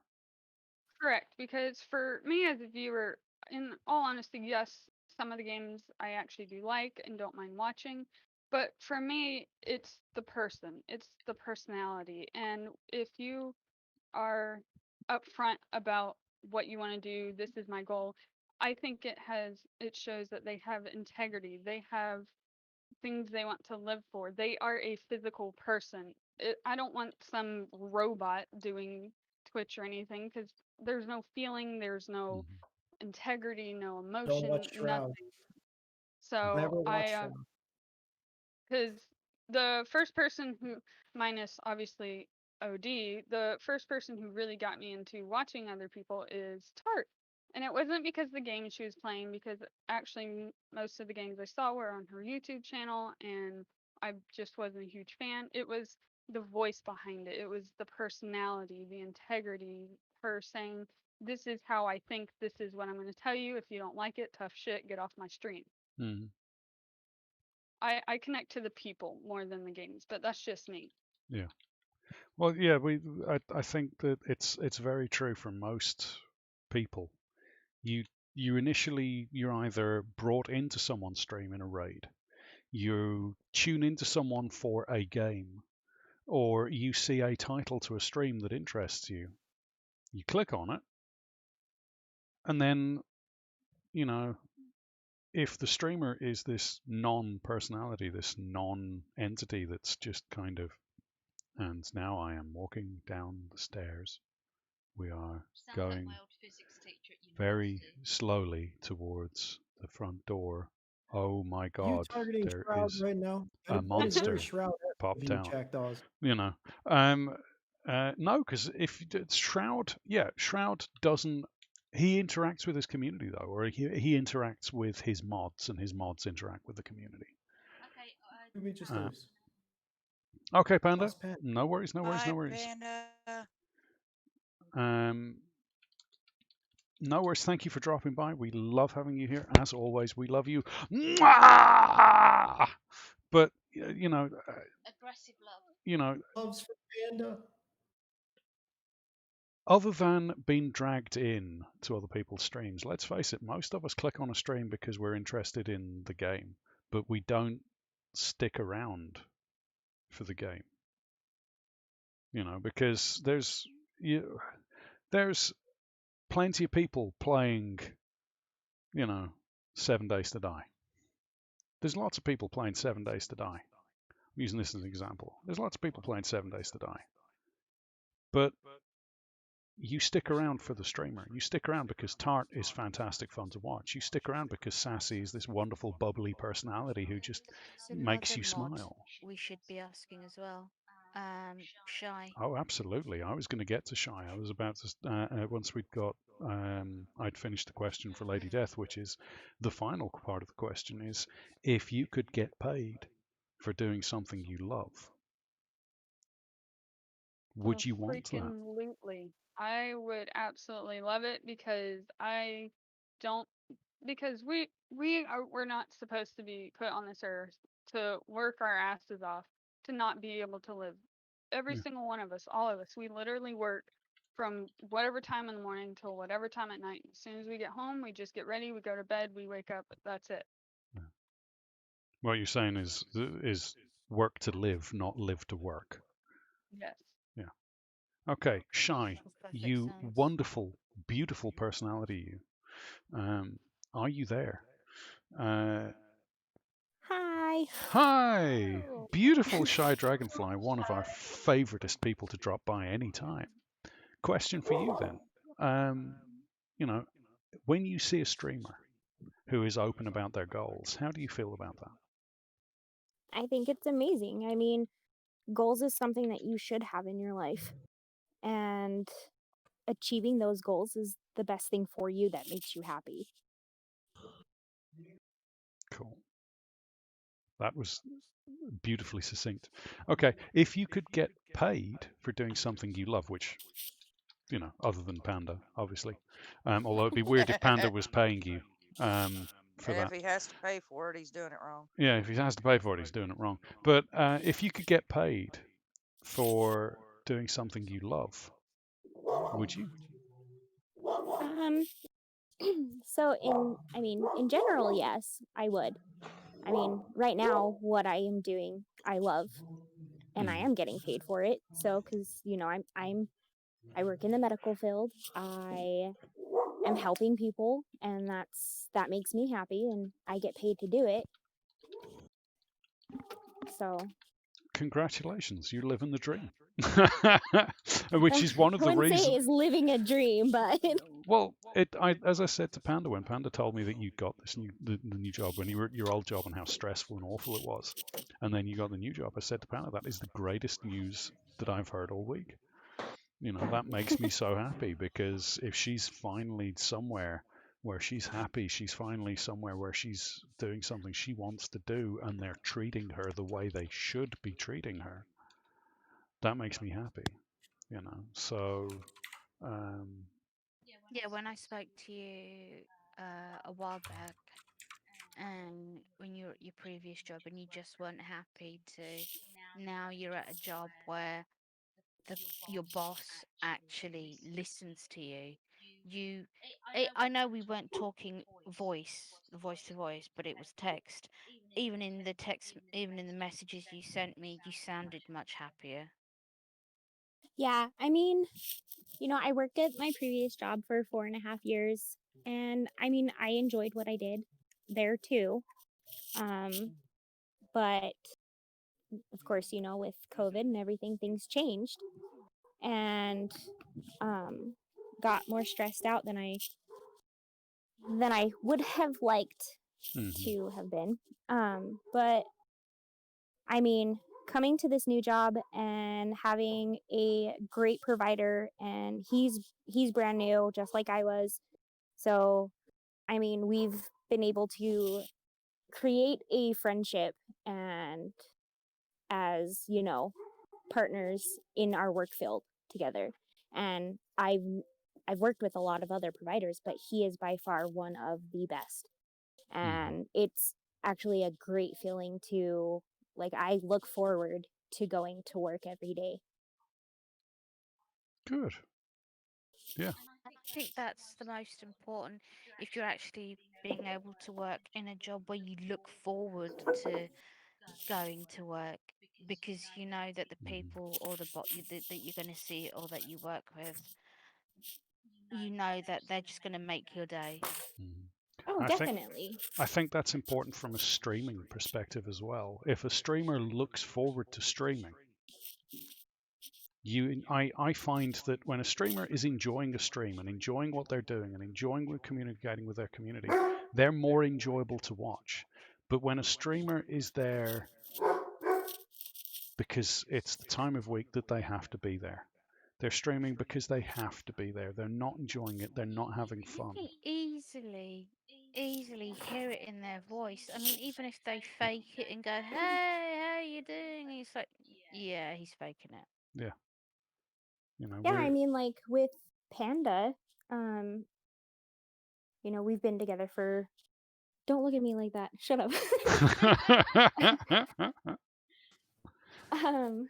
We've been together for a while, and and since I've known him, he's always played video games, and watching him get to laugh and enjoy his time of what he likes to do and what he loves to do brings me joy, because I like to have him laugh. I love listening to him just belly laugh until he's almost crying. I know because exactly how you feel. yeah, because it's Mhm. like sometimes you just don't get it that often with everyday life. No. And knowing that he enjoys it and that all of you guys enjoy doing something that you're loving to do, even if it's just talking and chatting with other people, it's Mm. amazing. Well, and the awesome thing for me is like, this gives me a way to spend more time with my family because, my daughter's 9, and for the first 8 years of her life, I was working 12 hours a day. I would have to leave an hour and a half early because it took me almost an hour to get to work. So I spent most of my time not home, and for the first 4 years of her life, I was in college, so I missed a lot. And for me, this is a way to, you know, yeah, my goal is to try to make money from it, but not in a way that seems really invasive. Like I want to hang out with the community, but at the same time, it gives me time to be with my family and to Yeah. not miss all the things my daughter, has been doing, because I worked so much. I missed her first steps and, I missed her learning to talk and all the things that, babies do when they're growing up. And, and this, and this gives me a way to be more in her life. You know, before I was just, paying bills and making sure there was food in the house and then going to sleep and going back to work. Mhm. And now I get more time Whenever I and I speak, get to share with y'all the mm, things that I love, see, and I that get makes to me share happy. with them the thing that I love. And Mm. that for me has because my daughter wants to come in and she wants to interact and y'all interact back. You just, it's like, oh, she's the little family member and here she is and Mhm. everybody talks to her and she loves it. Well, and see, and that's the thing that I've learned the past couple years, especially last year, about family. It's like family's not always blood. Mm. No, Mhm. it's not. And you My blood know, family sucks. I mean, part of mine does too, but I mean, which is partially why they're out of my life because it's like they brought negativity Mm. and I didn't need that. But Mm. it's just like when you build relationships with people, like all of you guys, you have become family. You are more family to me and Panda than our actual family. That makes me That's happy. healthy. That actually makes me happy because that's Mm. how I want people to feel that I speak to. I want people to know that I don't see you just. I don't. I grew up with a very small interaction with other people. So when I interact with people, I don't interact people as with people as just oh, this is my friend. I've known him for 20 seconds. He's my friend. Cool. Bye. Now I don't speak to him ever again. That's not me. I can't be like that. The way I am is that when I meet someone, I decide very quickly, do I like this person or do I not? If I like this person, that person is family. They are important to me. I will walk through the fires of fucking hell for this person. If I don't like them, I'm not exactly fucking quiet about it. And you may kick them It's into like said fires. Yeah, it, then it, I it kick was them like into said when fires. I met OD. It wasn't long before I felt like, okay, he's gone from being a friend to my little brother. He can be frustrating at times, and I want to shush his face quite a lot. But he's he's my little brother, and I've got so many sisters and brothers now because of meeting you guys. And I feel that you guys are more family than the blood brothers and sisters I have. I mean, cousins. Mm, Well, and I mean, at first, I'm a very shy individual. Um, I don't talk a lot, This is probably the most that I've ever talked to people besides my work or Panda.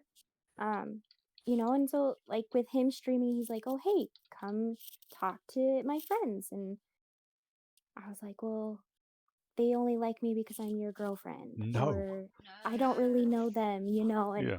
and I get nervous because I have issues with my self-confidence, and um I worry a lot about what people will think of me. And it's a struggle, but you have to make that step to push yourself to Yeah. change that. And I'm slowly doing that. Wasn't planning on speaking in this little stream at all until you guys asked me a question. But I mean, like, that was I've told Panda before. I was like, well, I mean, you've built such great friendships with everyone, and I'm like, well, people don't really know me other than as your girlfriend. When I met you, I wanted to meet you because Panda had said so many nice things about you. But when I got to chatting with you more and more, I didn't like you because you were Panda's girlfriend. I was liking you because you are you, Yeah. and You're a nice there are person to talk to. yeah, and there are so many similarities that I am very shy when I have a lot of self-esteem issues, so uh quite a lot I will hide behind Eli if we're ever out and about. And I do not want to be seen. I'm one of these people that if there's a crowd of people, A, I wouldn't be anywhere near them, but B, if I had to, I would want to be the invisible one so nobody saw me. We are related. I can totally understand that. Yeah, I'm the same way. Mhm. Yeah, I Well, get like that I 100%. Mm. Sorry, So- Anthea. No, No, that's you're fine. right. no. No, you're right But to step in. I mean, Yeah. that's what I always wanted for Midgard was a family of people. A family of people who are I'm there for. For me, it's I'm there for people. I get more joy out of being there for others than I get from people being there for me. but Um, you're awesome, Eli. We all love you. Like ugh, I still don't get you're why all you mad. don't get that. You're all crazy. My entire family loves you. Like my daughter wants me to fly us to Northern Ireland just so she can hug you. That's adorable. That is so cute. If that ain't the cutest thing I've ever heard, I don't know what is. There's Oh, this she She's loves totally in her the some same boat Uncle as I Eli. am, that's for sure. That's we all need Midgard to like is. collectively get together and get a private jet and just go over there, like Mm. just mob them. But what you're saying to Eli about what you can't understand why he doesn't feel it applies to each and every one of you. Each You and guys every one of you guys. don't We all have know. their You things. can't see why you're so loved and you're so special. But you are. Each and every one of you is. Crazy something. Right, there's one person that is finally back that I need to ask the question to, and he is a streamer himself. Night Owl, are you free to talk? Night Owl is I awesome. can, Just I can briefly. try. Briefly. Okay. Briefly, Let's try. very briefly. How do you feel as a streamer when you see other streamers who are open about their goals? Yeah, I mean that's the real part of it. It needs to be they need to be open, right? So if someone starts off their channel and says, we're building a community and we're going to focus on us versus them, or just a better place, right? Or just kind of an open place where people can be themselves and be genuine and work through things. And then there's an abrupt change with even no dialogue about it, right? I think that's where you would ultimately lose a lot, if not most of the people, right? But if you had a good group and if you were being honest and the people you were partnering with, I mean, you never really know what people are like until you have an opportunity to turn the corner or test them, right? So for me, if I'm seeing what I interpret as genuine behavior, and then subsequently the dialogue changes abruptly, then that gives me something else to think about, right? Which we've seen happen, unfortunately, in our group. It's kind of molded and changes, and equally too, other things, elements could change things. I mean, I've made no real big secret about it, right? I'm actively pursuing full-time employment in some way because, at least for the moment, I don't have either ambition nor goals of being a partner. And I need insurance. Partner would be nice, but medical insurance to me is ridiculous, and I would rather have somebody else pay that bill than me trying to figure out the answer to that. So until I can figure out all that, I need gainful employment. So probably the saddest part about me getting gainful employment will probably impede how much time I get to hang out or see with all of you. It'll be bittersweet, right? Because it's what I want. But yeah, that's kind of my take on it. Okay. And the final part of that question is, if you could get paid to do what you love doing. I like playing games and I like working on the community, but I would rather because I think I probably might be, I don't know, some of you might have been doing a little shorter than me, because I really started kind of doing this and dabbling it in January, and it took me a little longer to even just figure out what even affiliate meant. So that I got to that point. I still haven't convinced myself that being partner and getting paid for video gaming is what I would want. Well, I honestly have more fun being as moderator and stuff, but if I get to choose whatever my end up patch, because that's probably my problem right now, even finding a career, right, is I don't know what really drives me. Yeah. But if I got to be paid to do that, yeah, that would be amazing. That would be a perfect world scenario, for anybody. All right. Now, as a side to this whole subject of our goals and where we want to go, and the whole idea of what we're trying to do. One thing that people who are regular to GGS will notice is that we are being hosted today by Operator Death. He kindly stepped forward and said, yeah, I'd be willing to host today's GGS on my stream. Now, I'd said a very long time ago, 2020 feels like about 10 years. So, 11 years, because we're in November. So a very long time ago, years, in 2020 standards, I'd said that I'd very much like to have a community thing where we all get together and we all chat, and we all talk, we all do songs and sing, and we all do silly things and have fun, and just as a kind of relaxation, just as something cathartic to get us out of the system, whether that was Twitch Sings, whether that's GGS, whether that's us all finding a game that we all love just jumping on and doing.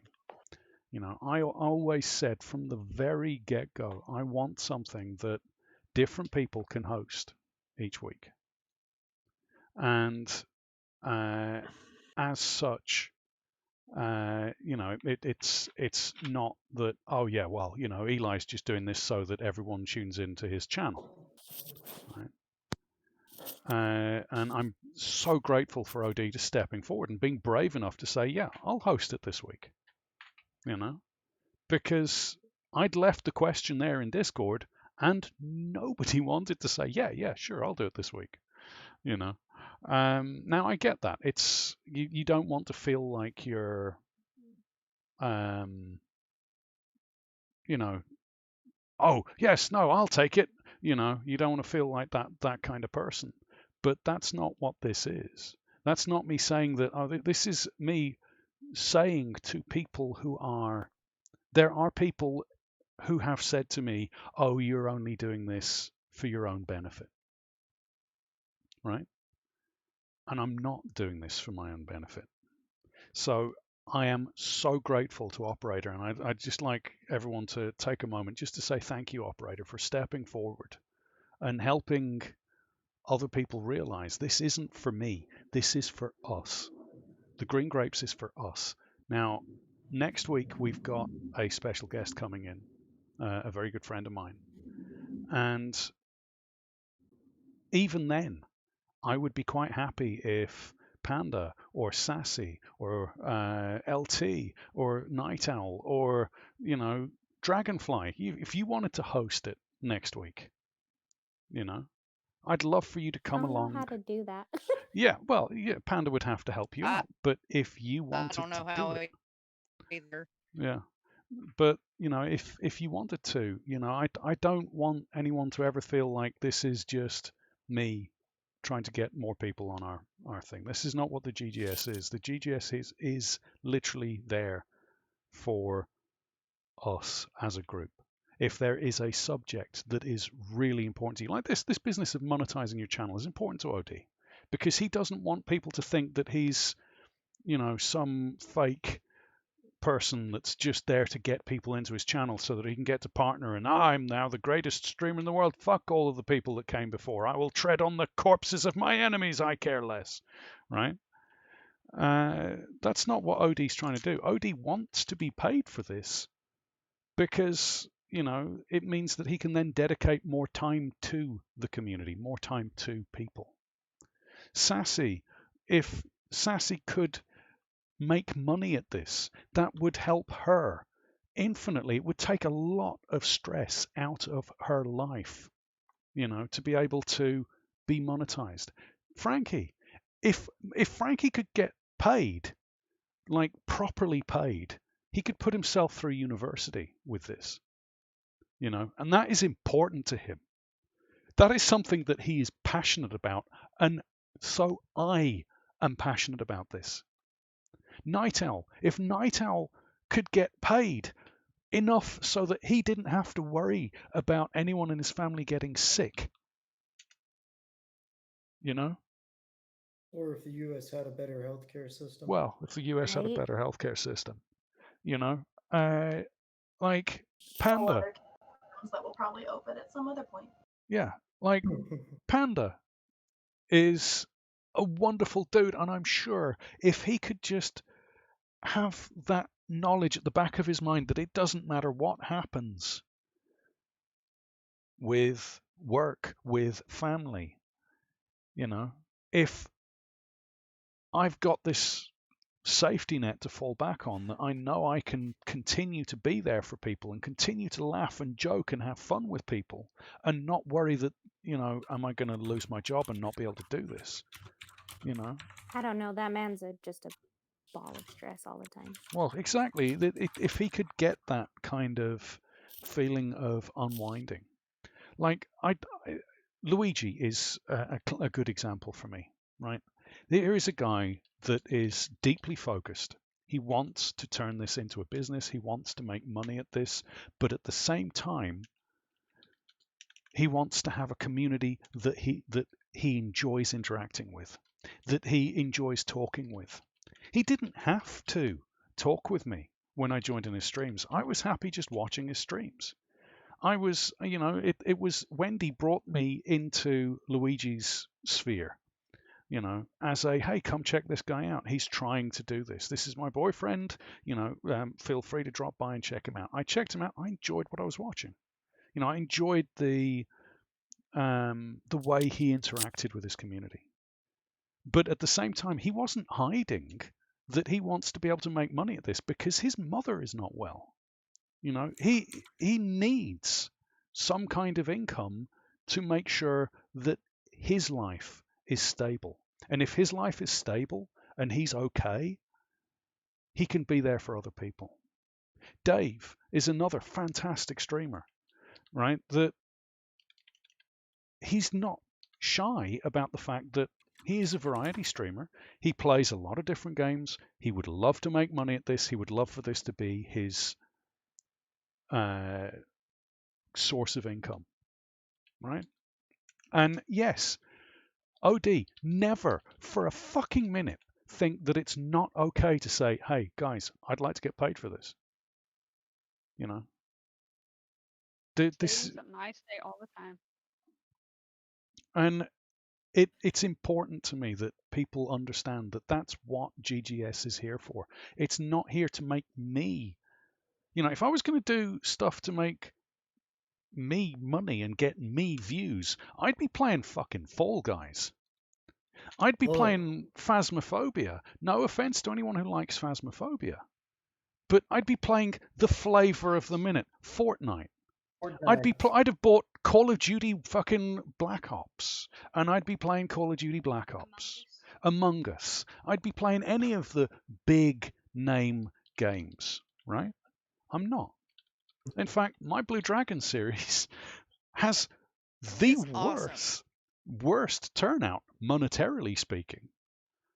But I don't care. That's not why I do it. I do it because Lily fucking enjoys it. I do it because Niddy enjoys it. I do it because LTS loves tuning in. I do it because there's something deeply enjoyable about finding nothing. Right? I love finding nothing. Nothing is the best thing in the world to find. Find a reference to that in my She stream. hears you say nothing, and she will be hollering from the other end of the house and running in here wanting to know if you're playing. Yeah.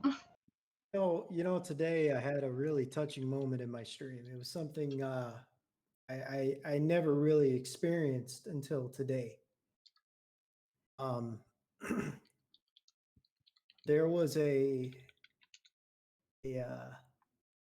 special guest that popped up in my chat today. Hey Ruckus, what's up, buddy? And it made me feel so good. It was something that, like, I love everybody that pops into my streams. I do, and I appreciate every single one of them. And they all mean so much to me, everybody. But this particular person popped into my stream today, and LTS goes, "Oh yeah, Lily stole my phone so that she could watch you." And my heart melted at that point in the stream. Like, you can go back and look at the VOD, and it made me feel so good that this 9-year-old decided that I was entertaining enough and that I was awesome enough to come and check out. And it honestly melted my heart. And touching anybody's life, the impact, Eli, is the thing for me. Like, yes, I've been very skeptical about putting goals out there. And it's because I don't want my community to feel like they're just numbers, because they're not. Whatever the end goal is, the community is not just numbers to me. I don't look and see, oh, hey, I've got 26 people in here today. No, I see, okay, I've got Frankie, I've got Sassy, I've got Nitty, I've got Eli, I've got, XYZ. When Rockwire comes into my streams, I'm like, oh, hey, Rockwire's in my stream. That's freaking cool. They're not numbers to me. My end goal, however, is partner. Like, well, it's not my end goal, but my goal is partner. I want to achieve that, not for myself. Granted, it's a very, very awesome thing to say, oh, I achieved this. If I ever get partnered, if OD's brand, if OD Gaming gets partnered, it's not me. It's not me. It's us. It's everybody here in this GGS. It's everybody that comes into chat. It's everybody that interacts with me on Twitter. We did this. And I'm very protective of Clan Midgard. I'm very protective of the Guardians of Midgard. As anybody that knows me has seen, I will lose my mind if I feel someone is attacking Clan Midgard in any way, whether it be direct or indirect. I will stand my ground, and I will paint my face with the woad plant, and I will fight Clan Midgard. We achieve things. We do this as a community. Standing firm against all odds, guarding the most sacred home, we defend the realm of gods. Our destiny is set in stone. It is the fucking founding chorus of the Guardians of Midgard. That is what we are. So if I make partner, it's not OD Gaming made partner. If Sassy makes partner, depending on her views, and I'm sorry, I don't know your views, but for me, I look at it like Sassy makes partner. That is amazing. He helped push her over that hill. He got her to that point because she is a part of our community. She's a part of our family. I make partner. It's not me. OD didn't make partner. Guardians of Midgard made partner. We as a family, as a collective, made this goal possible. I don't ever look at it as I'm streaming today. Every time I hit go live, not once have I ever said, not once have I ever said, I'm live. Mm-hmm. Never once have I ever in my mind gone, I'm doing this. We are doing this. We are the shield wall. We're a family. Yeah, I want to make partner, but I don't want to make partner for me. I want to make partner for all of us. But see, that's the thing, Odie. Like, you're saying that you're apprehensive about making this goal because you don't want all of us to feel like we're just a number. But the way that you present yourself and you treat all of us, we know we're not a number. Anyone We who know we're more. thinks that they are just a number doesn't know you and hasn't been watching your streams. Shy is absolutely right. Shy is 100% right. Same way, anyone who watches Panda streams doesn't think for a moment, oh, Panda's just in this to get people to tune in and say hi. Panda is in this because Panda's having fun. You know? Whatever your goals are, don't hide them. Don't shy away from them. They're part of who you are. You know? Now, leading on from this, Night Owl has given me the perfect segue to lead into Twitch paying for boy. affiliate. Oh, please do. Come on, bring it. Bring Yeah, it. I think that's some bullshit. I have made my I feel like stance we've known on all this. made, yeah, I feel like we've all made a Twitter post about like regarding that. Now, I'm going to take the unpopular, I'm going to play devil's advocate here. Of course I you are. don't care if people pay to get affiliate or pay to get partnered. It does not bother me. It does not take away from the fact that I worked my ass off for this. That Sassy worked her ass off for this. That Balacera worked his ass off for this. That OD worked his ass off for this. That Night Owl worked his ass off for this. That LT worked her ass off for this. That Panda worked his ass off for this, that Luigi worked his ass off for us. It does not detract from the fact that that you are all fucking incredible people. OG Ruckus worked his fucking ass off to get to affiliate. Right? It does not detract from that one iota. The only thing that it should show to anybody is that Twitch is not about the community. Twitch has never been about the community. Twitch is about making money. 100%. And that's fine. That's true. They're a business. Because they can buy affiliate all day, but it's not going to give them what we have. You're Twitch not. is definitely going to make money off this. Yeah, Twitch is going to make huge amounts. Yeah, Twitch is going to make a lot of money off this because people are going to be like, oh, I can monetize my stream now. But how do you monetize nothing? Yeah. Exactly. Just because you're paying to be affiliate does not mean that you're paying for followers, a community, viewers, any kind of support. It just means that somebody can sub to you. But if there's nobody there, you're not going to get subs. Yeah. Yeah, exactly. So the whole point I of the road to affiliate. I'm sorry, LTS. Go ahead. Go ahead. I'm sorry. It's okay. Like the whole reason for like why we work so hard for this is we built a community, and we're building our own little micro communities like within that. I'm starting to get people coming from the Persona community, the Kingdom Hearts community coming to me, and they're starting to check you guys out. So that's like I think it's pretty cool. But that if you start by paying to win, that is not going. None of that's going to happen, because congratulations, you're affiliate, but you're going to be buried under all the other people who are paying to win. So if anything, it's kind of making it harder on yourself if you pay to be affiliate. How do you set yourself apart from the others with no community? Exactly. Yeah, Those are probably the same people that'll click that link that sometimes pops up in our chat saying you can buy followers. Big follows? Do you want to be famous? Wanna become famous? Oh, they're I like, don't even get oh, to I read can be those. famous. It's the same thing. It's pay to win. It's pay to win, and pay to win, and pay to win isn't even fun. So I mean, like, what's the point?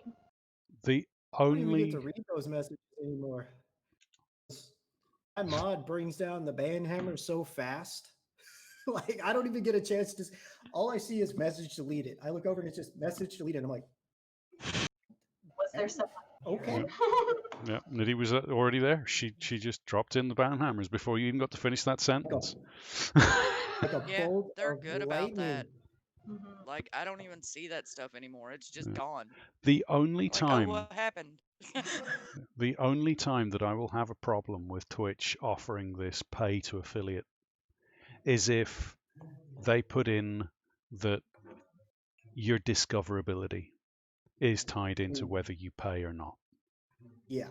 Yeah. Then it would cause an issue for me. Yeah, Because if discoverability on Twitch is trash as is. yeah, it's hard Let's enough be as real. it is. Twitch has no. YouTube's got wonderful discoverability algorithms. Like they do. YouTube has got their discoverability algorithm correct. No, they don't. Twitch, I hate to cut in and say no, they don't. That's borked, and I'll give you proof of that after you finished your statement. Go right ahead. they're better than Twitch. Just about. They're better. YouTube is better than Twitch. Mm. Twitch has zero discoverability. None. You are your own discoverability on Twitch. At least YouTube, if you put in the correct tags and somebody puts in, podcasts, you have a chance to come up. They'll see the GGS. Like there's a chance it'll happen. Mm-hmm. But if you're on Twitch and you type in, Final Fantasy, it's going to bring up every streamer ever that's ever streamed it, even one time. And you may be at the bottom of the list. You may be a consistent streamer with that same game. You may stream it 3 times a week because this one streamer streamed it one time 6 years ago. Their name's going to come up as well. So Twitch's discoverability is trash. The problem with YouTube's discoverability, and this is part of their back-end algorithms, and it's been exposed recently. There's a guy on YouTube called Yorksprav, right? He's a German dude who does.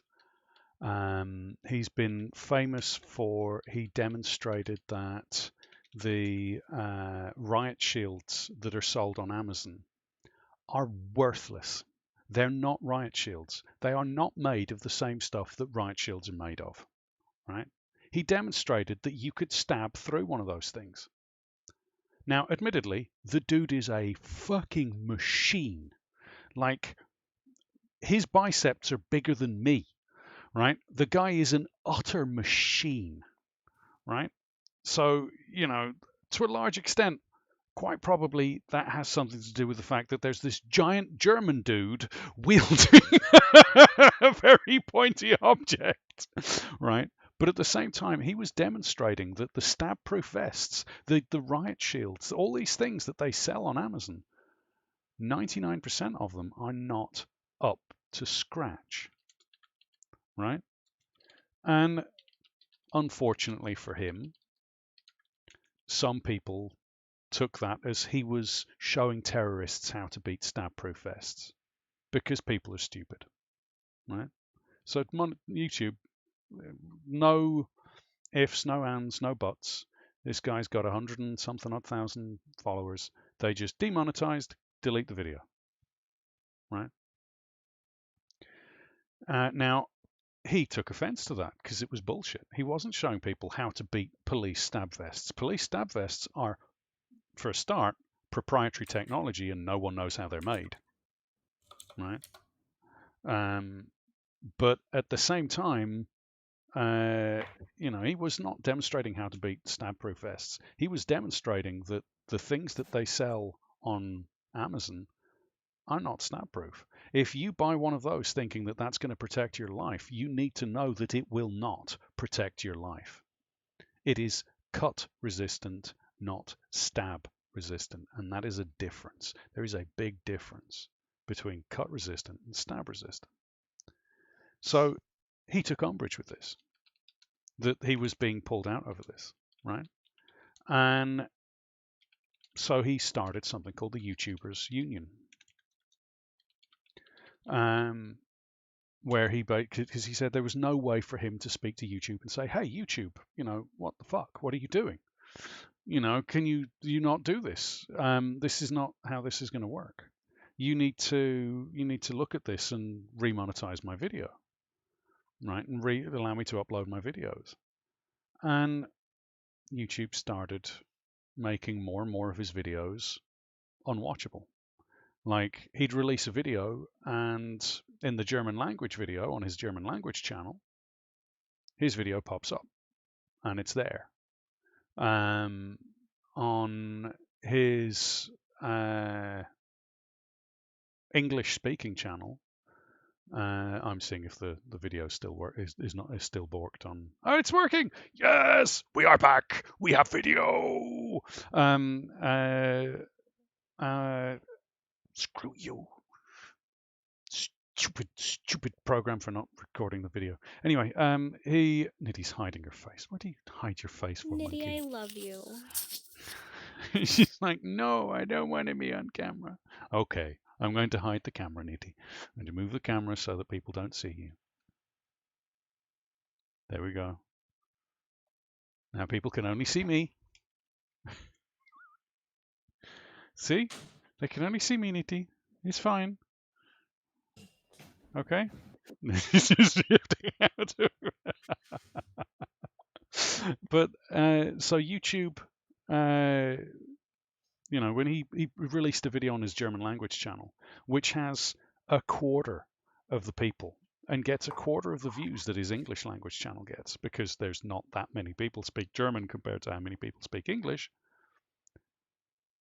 he showed that his German language channel was more discoverable. People were able to see that pop up in their timelines, but not his English language video when it's an identical video. So yeah, YouTube their discoverability algorithms are deeply flawed, deeply broken. Better than Twitch's. Well, Twitch doesn't have discoverability. It's basically how many people are tuned in. If you type in Final Fantasy, it puts the person with the most views at the top, and then you have to scroll down like 100 million places to find someone who's just started streaming Final Fantasy. So it's not ideal by any means.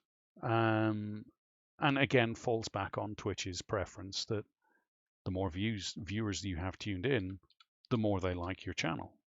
Like this podcast, I guarantee if I go to podcasts now, there's lots of people who are currently, if we went to, let's try podcasts, right?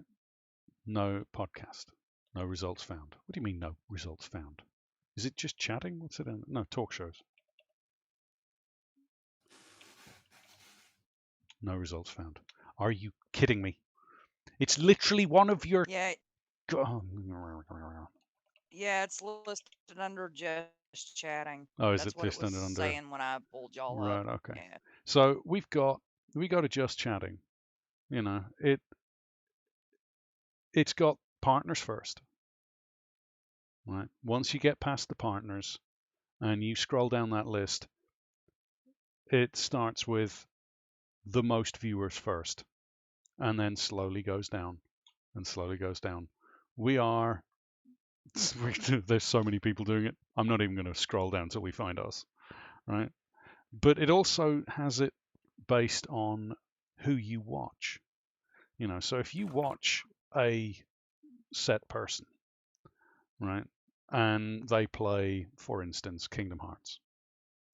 And someone else is playing who plays Kingdom Hearts is doing a podcast. You're more likely to see them pop up, but yeah, their metrics are very weird with Twitch. Twitch is a very weird channel. Mixer was the same. Mixer was straight up just how many people were tuned in. There was no, this person does stream similar content to stuff that you've watched in the past. No, they don't give a shit. Mixer didn't give a flying fuck. It was, this person has 60,000 people tuned in, so this person is first. This person has 59,000. This person is second. This person has 3. This person is all the way down at the bottom here. And it was almost impossible to get discovered on Mixer. Twitch is, at least it's showing you similar channels. Their recommended channels is recommended based on the stuff you stream and the stuff you've watched. Which unfortunately means, because I lurk on Strange channel, I get an awful lot of, hey, these people are playing Fall Guys. Come and watch this person play Fall Guys. Come and watch Fall Guys. And I'm like, no. No. I'm sorry, this could be the greatest streamer in the universe. They're playing Fall Guys. I do not want to watch it. So you wouldn't watch Kix playing Fall Guys? Fuck no. Tart. Raging at Fall Guys is life. Hey, you enjoy it. I can't watch it. My neck muscles tense up. My jaw locks in place. And that's just seeing it on the screen. I can't. Like, if you were playing it, OD, I'd lurk, but I wouldn't watch you. I can't watch it. Oh, 'cause she it's said too she said bright. Tart is life, and I'm like, wait, what? Tart Yeah. is life? What about hello? Yeah. Hello, what about Yeah, you? you're alright too, I guess. But yeah, it's She's secretly having an affair. Well, it's not really secret. She's having an affair with Tart. You're just a bit on the side now. one moment. There's something I have to Definitely not a check. secret. Definitely not a secret now. The affair is Panda like has- between her and Meowmy. Go ahead. Yeah, I mean, Panda has multiple relationships with other people. I've come to terms with it. Just accepted it now. He and Eli are having a torrid affair. I've just, resigned myself to the fact. Don't worry, I mean, you and me, Shy. We'll just Stop we'll looking at me like that. Shut up. according to Primate Games, apparently Panda and I are an item, so it's okay. Yeah, Accept I it. mean, I accept it. Mm. Mhm. That's what we. I mean, that's what we spouses Sassy's do. his work wife. I Yeah. accept that. Yeah. Got all the freaky stuff going on up in here. Yep, I've been work wife. I was work wife for a lot of other people at work too. Just none of them happened to Twitch. But now None of them happen to Sassy's be my Midgard wife. Mhm. You've got an I'm awful lot of skirt I'm a sisters. really great wife, I guys. do have a load of skirt sisters and coffee sisters and bee sisters and Midgard sisters. I have a lot of sisters. Lady Death sisters. I shouldn't have said it. Tea or coffee? I don't mind. It's just Do you anything. mind if I make a coffee? Yeah, please. Yeah. Yeah. Nitty's like, I'll shit. take a coffee too there, Nettie. Shouldn't have said anything. Damn you! Why did I say the word coffee? Yeah. Why did I have to say coffees? All All right. right, so every time on GGS, we always cover one specific topic. We're about 2 hours in, so it's Yeah. time we touch on the topic of mental health. Let's talk about OD eating cupcakes with a fork. You're right. We haven't Thank covered on that. you. We haven't covered it for That a is while. mental health. I have scarred for life. We know that OD has mental health issues, and so he eats cupcakes with a fork. We Mental need health, to that's discuss psycho. this. OD, this is an intervention. You thought we were doing GGS. This isn't GGS. This is intervention time. It's You need to get help. you need to get help. I'll only accept the fact that he eats the cupcake with a fork if I get a cupcake. Okay, no, I'm okay with this. This is fine. Yeah, we'll accept you eat cupcakes, OD, with a fork if we get cupcakes too. One cupcake. Yes, One. all One cupcakes cupcake. for everyone. One cupcake. Listen, you cannot get crumbs on your hardware. You have to eat in a civilized manner. OD, I'm on your side. Cup or Yeah, food with I know utensils. some of Whatever them. it is. You're Food gonna with be on most utensils. wanted. Food with utensils. I'm for it. I'm sorry. If you're at your station, if you're not at a comfortable spot, you need utensils. I'm sorry, I'm Night Owl, going to. but Sorry. go ahead. Go ahead. I am going to officially make a flyer of OD and Night Owl and of them being on most wanted because that is psychoness. I'm just saying.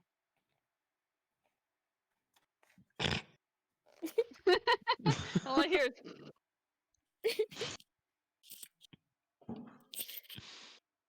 Yeah. I'm gonna go No. get a cupcake now. we don't have I cupcakes. fucking knew it. Bring one back for all of us. Yeah. It's no Do good not giving have a everyone fork, else. I swear. Now, Do not. I fucking knew it. Don't If he you has a dare. fork, you have to go squish his face. yeah. Now, So you can't eat Night it. Owl, I'm sorry, but I have to disagree with you. If you have expensive equipment and you're worried about getting crumbs on your expensive equipment, there is a very simple solution to this. You take the Don't cupcake, worry. it. you open your mouth, and Ah, no that's- cupcake. Thank you, Eli. Full moon, no moon. But he Total was eclipse. screaming, if I remember right, so he couldn't just cover his mouth up. He was engaged with his community. He had to No, both eat reasonably. he was in GGS, and like now, he turned his camera Oh, off. that was it. That was it. Yep, you see, there is no excuse. Now, okay, seriously, going back to mental health awareness, OD is 100% correct. Mental health awareness is an incredibly important and difficult subject to broach. Because, like a lot of disabilities, not every disability is visual. You cannot see every disability. Nidhi, for instance, right? Her disability is in her depth perception, in her ability to see. She can basically see about as far as those cups are away from her, right? So we have the place set up so that she can see what she's doing and where she's going. And I have to look after her and I have to care for her. If we go out, her mental health issues mean that she cannot be on her own and that she needs someone that she is comfortable around with her at all times. Otherwise, she's at risk of running in front of cars. Not because she's like, oh, I'm going to run in front of a car, but because she can't see where she's running. She's just running, you know. And there have been times where I have literally had to stop her running in front of a bus.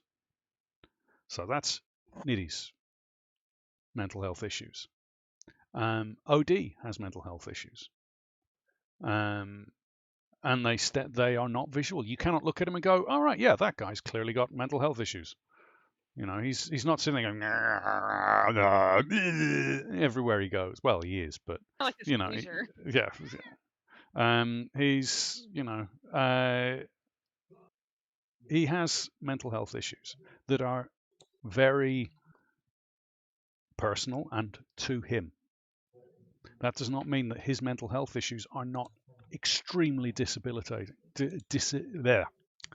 I speak England good. Debilitating. and do not affect him every day of his life.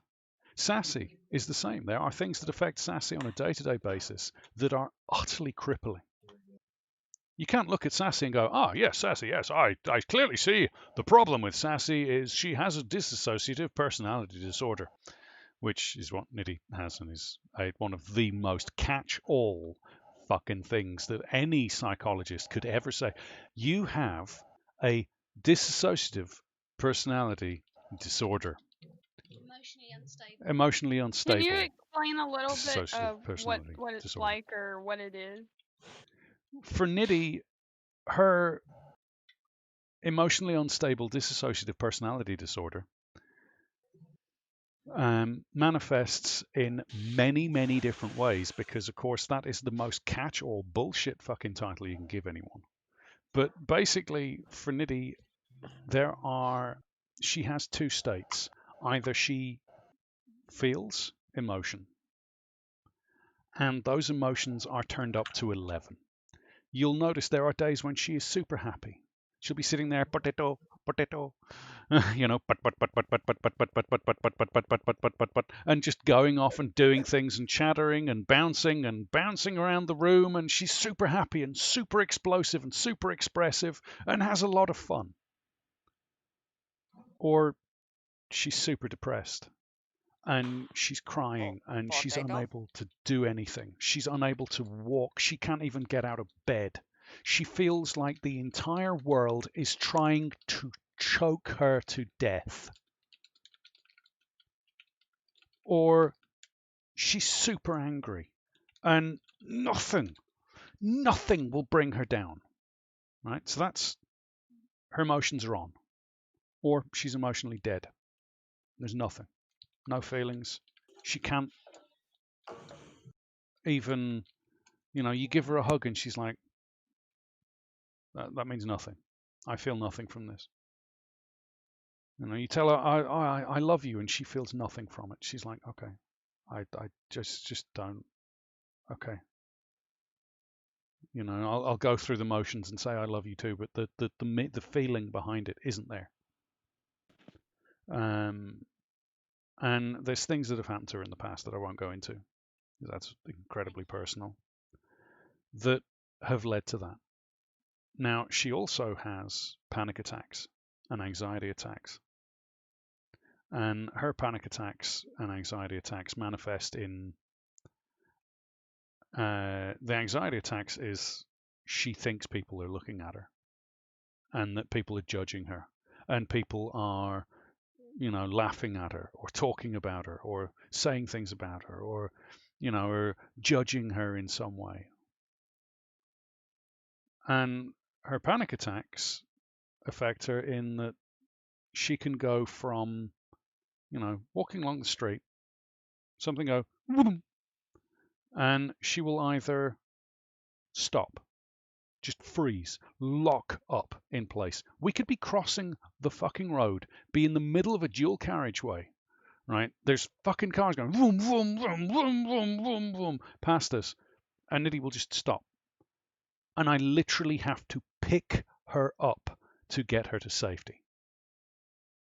We could be going across some train tracks. Someone beep their horn, she stops. No moving, no going forwards, no going backwards. There's a train coming. She can't move. She's literally, that's it. I can't move. My entire world has shut down. My entire body is shut down. Nothing exists. I have had to close my eyes. I can't do anything. I'm done. The world is not there. The world is not there. Now, that does not mean that the world is not there. It just means that that's what she has to do to process this sensory overload that's just hit her. And unfortunately, that means I have to physically pick her up and carry her. The worst part for her is voices. She also suffers from voices, and she hears this constant stream of negative, just vile abuse and things popping into her head, hurt yourself, cut yourself, do this, do that, do this, hate these people hate you, they don't like you, they want nothing to do with you, right? So, the panic attacks she's either locked in place, or the other side, which is equally as dangerous, is that Niddy's panic attacks kick in and she wants to run. And there's no rhyme, no reason, no, oh right, yes, there is a danger here, so I should run this way. No. For Niddy's panic attacks, when they kick in, that sensory overload, that moment of gone, is there is danger somewhere. I've no idea where that danger is. I'm just going to run. And there have been times, there was a bus coming. I remember this one particular occasion where there was a bus coming along the road, right? And we're stood at the crossing. I'm like, right, okay, Niddy, there's a bus coming, because I have to warn her every time that, a vehicle's coming, so that she can prepare herself for that wall of air as it goes by, right? And I said, there's a bus coming. And he's like, okay. And I didn't see someone on a bicycle driving up to us. And they drove right past us. And Niddy panicked. And whatever direction her brain had decided was the safest direction to run was right across the road. And she started running just as the bus started coming. So this is her. This is the bus. The bus was coming along and she started to run. And if I hadn't immediately pulled her hand and her arm and grabbed her shoulder and pulled her to me, she would not be here now. Because that bus was doing 50. She was going to run. She was going to get hit by that bus. That bus would hit her and she would have been gone. And I'd have probably found the nearest fucking bus to step in front of myself. And so her panic attacks are crippling for her. And it terrifies me every time we go out that I'm not going to be strong enough, that one day she's going to run off in some direction or stop still in some place, that I'm not strong enough to lift her up and move her. So it takes a lot to go out. It takes a lot to step outside that front door. Not just for Niddy. Like, Niddy has to emotionally prepare herself. At the beginning of this fucking COVID bullshit, and they introduced the lockdown and started doing the one person in, one person out of the stores, right? We went down to the local supermarket because I'm her full-time carer and I have to be with her at all times. I cannot leave her on her own because of the voices, because of that impulse to hurt herself, right? I have to be there to make sure she's okay. And we went down to the local store and some officious prick was stood at the outside of the store. And there were other people who'd were there as a couple, and he just waved them in. And there was one difference between those couples and us. Skin color. I'm white, she's brown. We're a mixed race couple. In Northern Ireland, that's rare. It's very rare. And he pulled us out of the queue and said, oh, there's a one person per family rule. You're not allowed to accompany her, or she's not allowed to accompany you. And I said, I'm her full-time carer. She's disabled. She has visual, she's visually impaired. And he says, oh, well, you should have left her in the car. We don't have a car. Oh, well, you should have just left her at home. I can't leave her at home. She also has mental health issues. She cannot be left on her own. And he stood there for 15 minutes berating us and telling us off and having a go at us. And every ounce of my being wanted to reach out, stick my thumbs into his eyes and squeeze the fucking life out of that motherfucker. I wanted to hurt him every which way that he was hurting Nitty, because I could see her. She was crying. She was losing the will to live. She was literally dissolving beside me. And I was so furious and so angry. But I knew that if I let that fury out just for a moment, I'd be arrested. And then Niddy would be on her own in the middle of nowhere in this emotionally distraught state. And the worst thing about that experience was 6 months before that, that supermarket went through a not all disabilities are visual training program. Every single member of their staff, Sainsbury's in Derry, every single member of your staff went through that training. Every single member of your staff was taught that not every disability can be seen. That's the thing that really got me about that experience. Hey, official DJX, DJ, how are you doing, man? Yeah, we reported him to Sainsbury's because when we spoke to, we thought, maybe there's a legal requirement. There isn't. The government had said if someone legally requires a carer to be with them, then you have to let them in the store.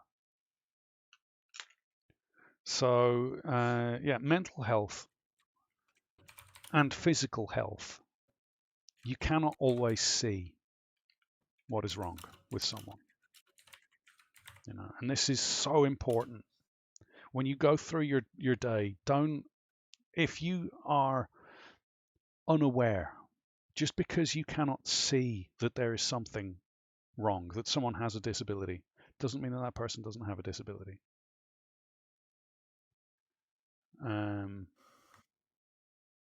It's a very touchy subject, but it's so important because you have no idea what someone's going through. You have no idea what's going through someone's head. You have no idea what's going on in their life, what difficulties they are going through.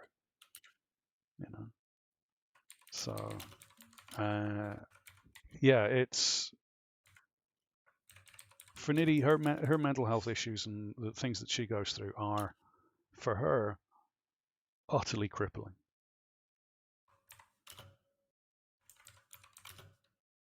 And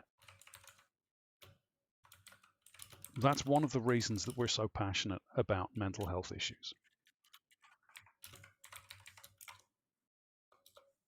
Yeah, DJ, I agree. You can't see that you have PTSD. You can't see that you're bipolar. There's no way of knowing that someone is unless you ask. Being someone who suffers from PTSD, and I have a very, very severe case of it. I was agoraphobic a few years ago. That is a scar that never gets seen, and when it's talked about, it's very taboo. People always feel like it's an extremely taboo thing to talk about. Your mental health is something that for years has been shied away from because it is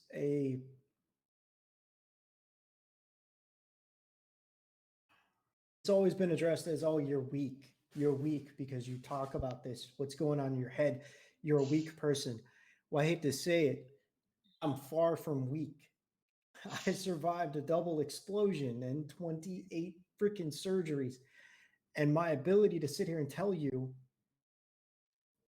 that it affects me doesn't make me weak. It means I want to bring awareness to what's happening because there's not enough awareness about it. And it's not just PTSD, it's bipolar, it's body dysmorphic disorder, it's anorexia, it's bulimia, it's split personality, schizophrenia. Yep. There's so many things that fall under that we're so afraid to talk about. We're so afraid to say anything about it. And we shouldn't be. No. This isn't an issue where it's like, okay, I can bottle it up and I can keep it inside, and it's something that needs to be expressed. And I use this platform to tell people. If you, when you first come to my streams, and I think all of you here remember it, DJ probably remembers it, like I always say that. We'll always admit that mental health and PTSD awareness and mental health awareness is a very, very important thing to me. It's because we're so scared to talk about it as a population. I don't have that command active. You can whisper DarkNisha, and she will hook you up with the Discords. She is the mod boss on the channels. I think that we as a population have shied away from the fact that there are so many scars that are unseen. Like, I'll get the, you look at someone and you say, hey, you're successful and you do this and you do that and you don't have anything wrong with you. I'll be the first person to tell you, I will never say there's nothing wrong with me, because you need to go to. My fiance will call me out on that. She's seen what happens when the mental health loses its freaking balance. She's only seen a taste of what happens when I start to lose control. You'll hear me talk about it a lot. I talk about the demon that's in the cage. This horrendous thing that I hold back. Because if I don't, I become this unfeeling, uncaring monster. I become this just destructive force that its only goal is to create chaos and protect me from my own feelings. It has no other function in life except for to destroy things that could potentially harm me. And it's a very, very traumatic thing when it happens. And Lady Death has been there, and she's sat with me through these horrible things. And she's always kind of brought me back to reality, because I agree with DJ on that one, the ups and downs, and she snaps me back into it. And this whole COVID scare that's going on in my household right now, like I am losing my flipping mind. Not because I'm worried about me. I could care less about myself, because if anything ever happened to her, there would be no more chains. There would be nothing left to hold me back from losing my mind. She's my world. If anything were to happen to her, my world would crumble. And all the progress and all the hard work that I've done so far would dissolve into nothing. That monster would come out. And there would be no care to put him away. So this COVID thing has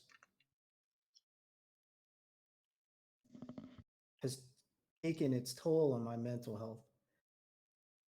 But, it's something we don't talk about because it's taboo in our society. Oh, you feel this way? I came up in a time when I was being raised that you suck it up, buttercup. Mm-hmm. Scrape your knee. Shut up. Don't cry. Get up. Get back on the Boys bicycle. don't cry. Tough it out. Boys don't cry. Mm-hmm. That was exactly how I was raised. I was raised that only women cry. Men never cry. Only women can cry. I was raised that you have to be tough. And it wasn't by my mother. My mother was a saint. My mother taught me to respect everybody. She should have been the most racist, most horrible person on the planet, but she wasn't. She raised me to respect people. I should say she raised me to respect individuals. People as a whole are stupid. Individuals are not. She also raised me that it's okay to feel. And the lack of talking about it, it's what drives our mental health into the floors, because we don't talk about it, because we feel like if we say anything, then we're a burden to somebody. I've said this to Eli. I've literally said this exact comment to Eli and Nitty. I don't talk about it with them because I don't want to burden them with it. I've literally said those words. And Eli's response is always the same. Panda's the same way. He won't talk about it because he doesn't want to burden anyone else. Like, I mean, we've been together for 7 years, and he still doesn't open up to me all the time because he does not want to burden me. It's a work in progress.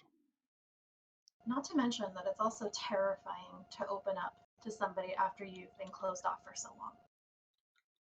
Yeah. It's terrifying. From my perspective and the mental health issues that I have,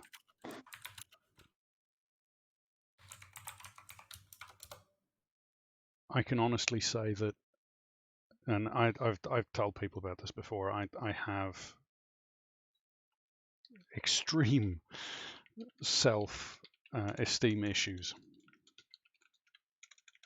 I might have zero shame. You know, I'll do stuff that other people are like, "Holy Jesus, I can't believe you did that." You know, as I say, you know, you challenge me to do a striptease in the middle of a shopping mall. I'll do it. When I was at university, one of the girls in my class says, "Oh, you'd never get up on stage and do a striptease." I got up and danced around the pole and did a striptease. It didn't bother me in the slightest. You know, official DJ XH. Anyone who hasn't been and checked out official DJ XH and listened to some of the awesome tunes that he has made, please go and check him out. Thank you, Nidhi. He's also been playing Hyrule Warriors Age of Calamity recently. Ooh, hello, that's the new one that just DJ. came out. Welcome Hey, to the guys. GGS sessions. And look at the shirt he's wearing, everybody. I'm not going to say anything, but I was, put it simply, when I was in my mid to late 20s, I was getting ready to get out of basic training to be deployed. And that's when they medically discharged me with PTSD and told me I couldn't serve. I was, I was being trained at West Point. That should say a lot. Wow. West Point. Now that is a feat here. I don't know if a lot of our overseas companions know what West Point is, but that's the crown jewel of the military academy. Mm-hmm. West Point is the military's version of Oxford University. Like Yeah, is you get into West Point. Or Harvard. Harvard's a good another thing too. Yeah, I mean, you're talking about the crown jewel of the military academy, and it's tough. I spent 6 years in the Army, and I met three West Point graduates my entire time. Those people that get in don't finish. They can't. I was about to finish, and I was being specially trained, to put it simply. I know there's some NDA stuff that's in relation to that, but Oh, I got that too. Don't worry. simply put, You can trade in recon and CQB. We can trade NDAs. Yeah, off stream show you wise, mine. yeah, I can go and talk about it as long as it doesn't get shared with the wrong people. Unfortunately for me, I have a lifetime NDA with the United States Army. So I was in the Army. That's about all I can say. I think Eli knows a little bit more about it, but there's very few people that know anything really about what I did or where I was or why I did it. And yeah, NDAs are. I did it because I wanted to protect my son. Which did it because well, my son and my fiance are moving to Pennsylvania from Oregon, and I wanted to provide a better future for him. Amen to that, brother. Amen to that. By the way, if you It's a see me eating, I'm freaking thing. sorry. It's just I'm not going to let $45 worth of food go to waste. No, eat away. We have no problem with you eating on stream. Sure. At least, DJ, you missed it. A few GGSs back, OD was eating a cupcake with a fork. Yeah, thank you. Yep. So. For my face. Yep. Yeah. At least Night Owl has my back on this one. Okay. Yeah. There's lots of money in equipment. We might have to go into hiding, Odie. The animosity towards forks and food is apparently higher. No. It's with a cupcake. Cupcakes are meant to be eaten with your hands. Yeah. We're talking about expensive equipment and a very messy cupcake. Chair back, and then as Eli says, you go, oh. Yeah. Like for an example, this right here, I know it may look like a chicken nugget and everything, but believe it or not, this is actually called mac and cheese bites. I love those. They're delicious. I mean, really, the conversation, OD, is why isn't Lady sitting there with the fork feeding you so that way you don't need things? You know, I mean, I guess we could go that route, right? A grown ass man. I don't need to feed him. Exactly. She doesn't need to feed him. What she'll do is she'll shush his face. Taken the cupcake. Yeah. She would have taken the cupcake in her hand, right? The whole cupcake. What the fuck are you doing? Boom, right in the face. She would have pulled the cherry off top and eat the cherry because she likes maraschino cherries for some reason. She would have taken the cupcake and she would have went, here, have a cupcake. Oh God. And then you would have gone viral and you'd be partner within 48 hours. I mean, sounds like a win to me. Wait a minute, Polly, you don't think he's going to eat a cookie with a fork? Yeah, Polly says, "Is OD going to eat cookies with a fork? Is that kind of monster eats cookies with a fork? The same guy who would eat a cupcake with a fork." That said, and you will never live it down. That said, OG Ruckus, you cannot actually say anything because even worse than eating a cupcake with a fork, drinking whiskey with ice. No, we don't do the whiskey. I don't know. Ice around here. Pouring milk and then cereal is pretty bad too. I think whiskey and ice. I think whiskey with ice and before cereal are kind of on the same level of cringe. Cake with a fork, just saying. Yeah, no. Cake with a fork? Cupcake, I said.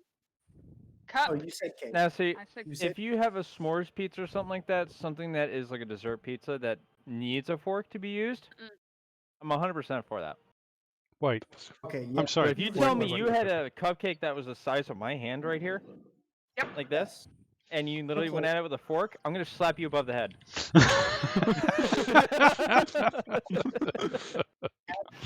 In the past. What you do is you shush his face so he never does it again. The past, okay. Yeah.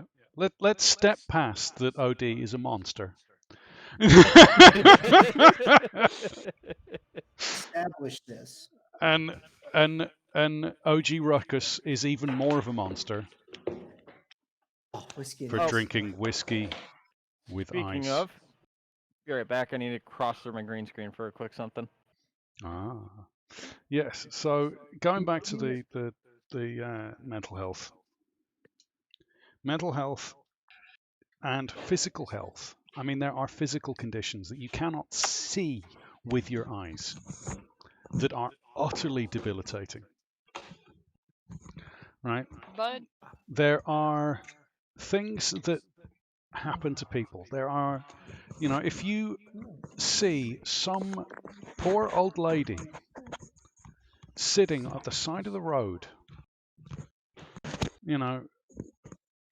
crying into her hands, don't point and laugh at her. Don't kick her. Don't throw things at her. Don't go, she's crazy. That could be your fucking mother. That could be your grandmother, your sister. That could be you. You could be having an awful day and your entire world just collapse around you. I remember walking through London when I went to see Nitty. We were walking through London city centre. And this is what blew me away about the difference between how things happen in Northern Ireland and how things happen in London. Right? When I was walking through London city centre, there was someone walking along and they got hit by a car and the car broke their leg. And they were lying on the pavement. And I came around the corner and saw this person lying on the corner, lying on the floor, their leg clearly broken, blood all over their trousers. This poor old lady just sort of bleeding on the floor, unable to move because her leg was broken, crying, asking people to help. And people were stepping over her to go about their day-to-day business. Right? Stepping over her because she was in the way. There were kids. Right?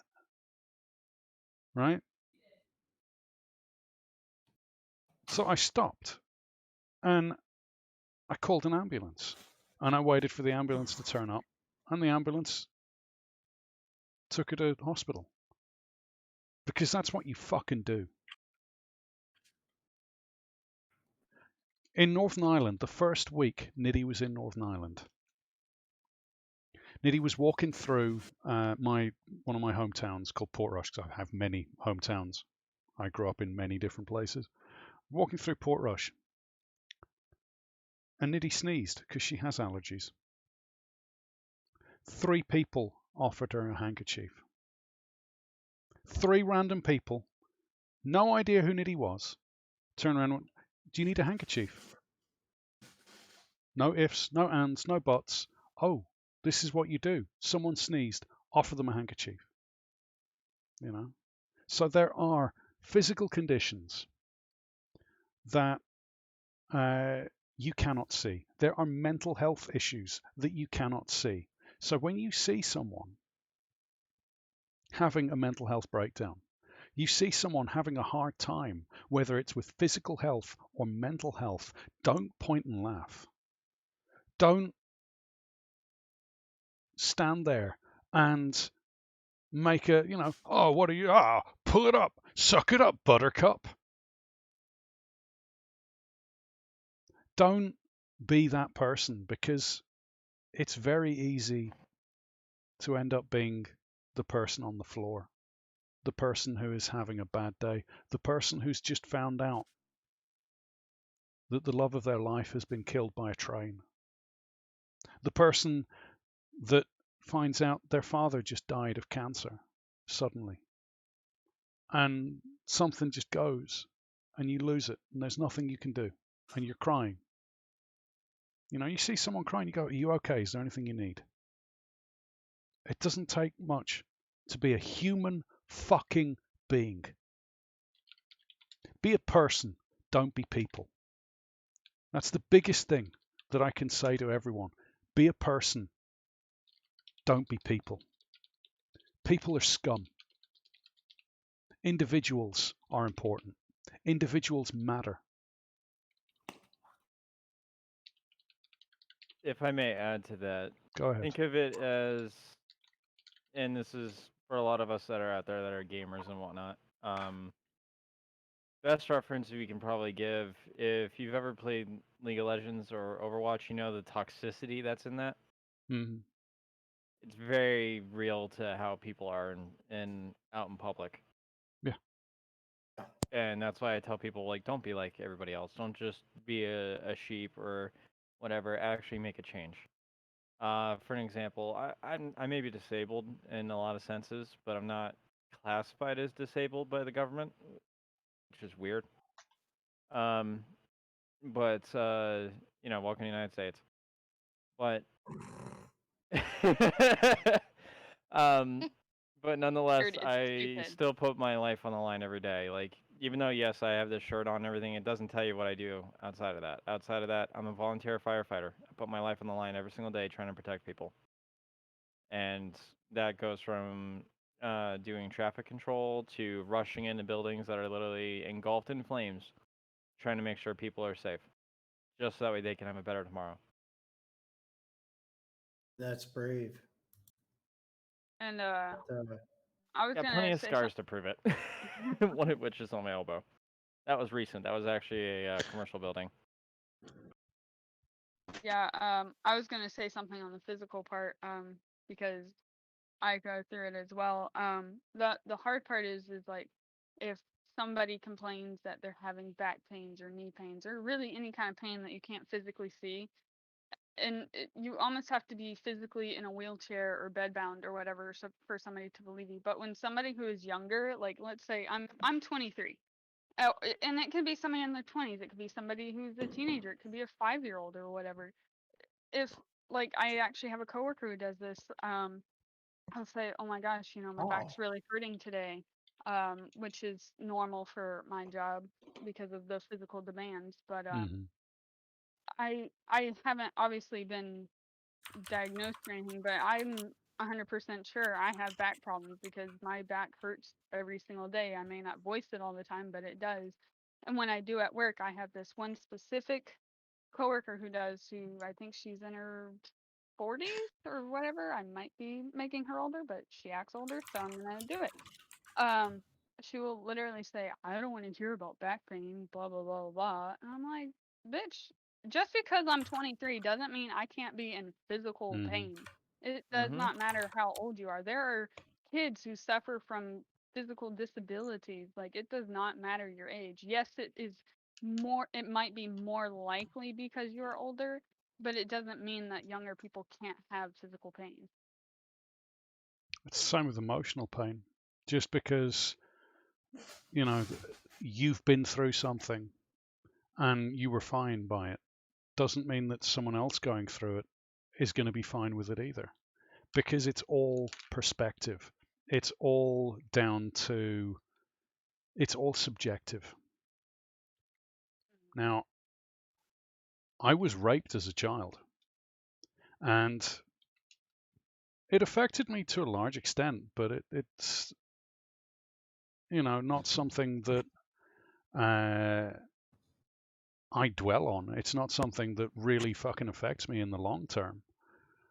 Other than, I've always kind of seen myself as some kind of failure to a large extent.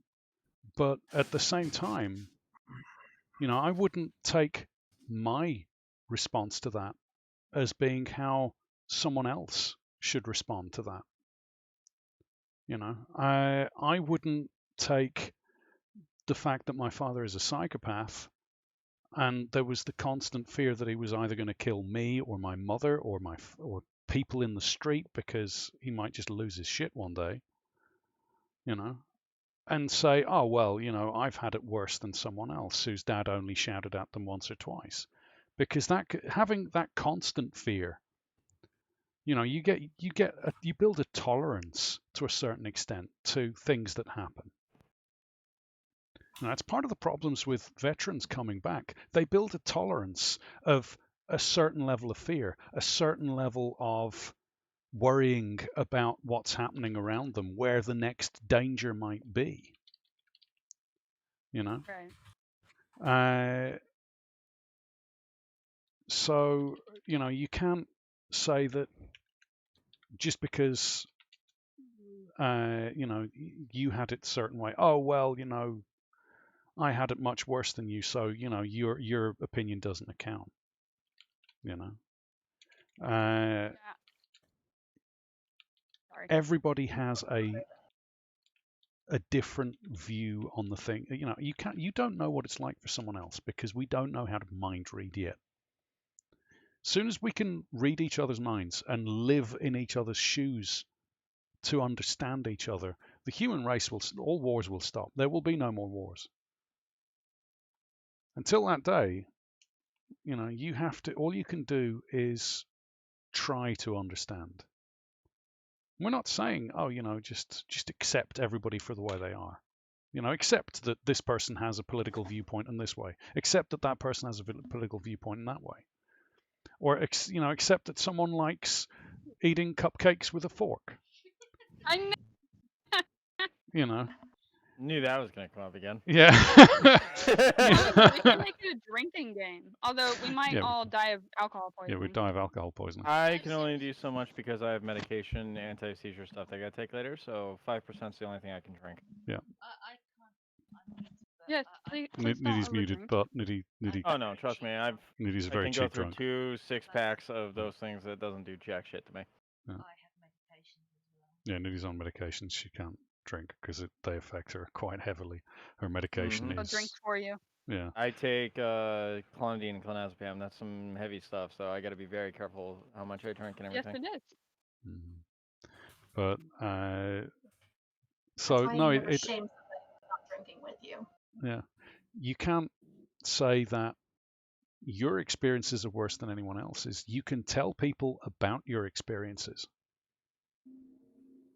but you cannot say, "Oh, my experience is worse than yours." I would never say that my childhood was worse than anyone else's because, as far as I'm concerned, my childhood was great. Yeah, I went through some awful things, some terrible things happened to me, but some fucking amazing things happened to me as well. I met some incredible people. I worked backstage at Glastonbury Festival. I got to meet half of Black Sabbath. I got to meet the members of Prodigy. I got to, get kicked in the back by Sting because he's a dick. I got to, meet some incredible people. I got to go to some amazing places.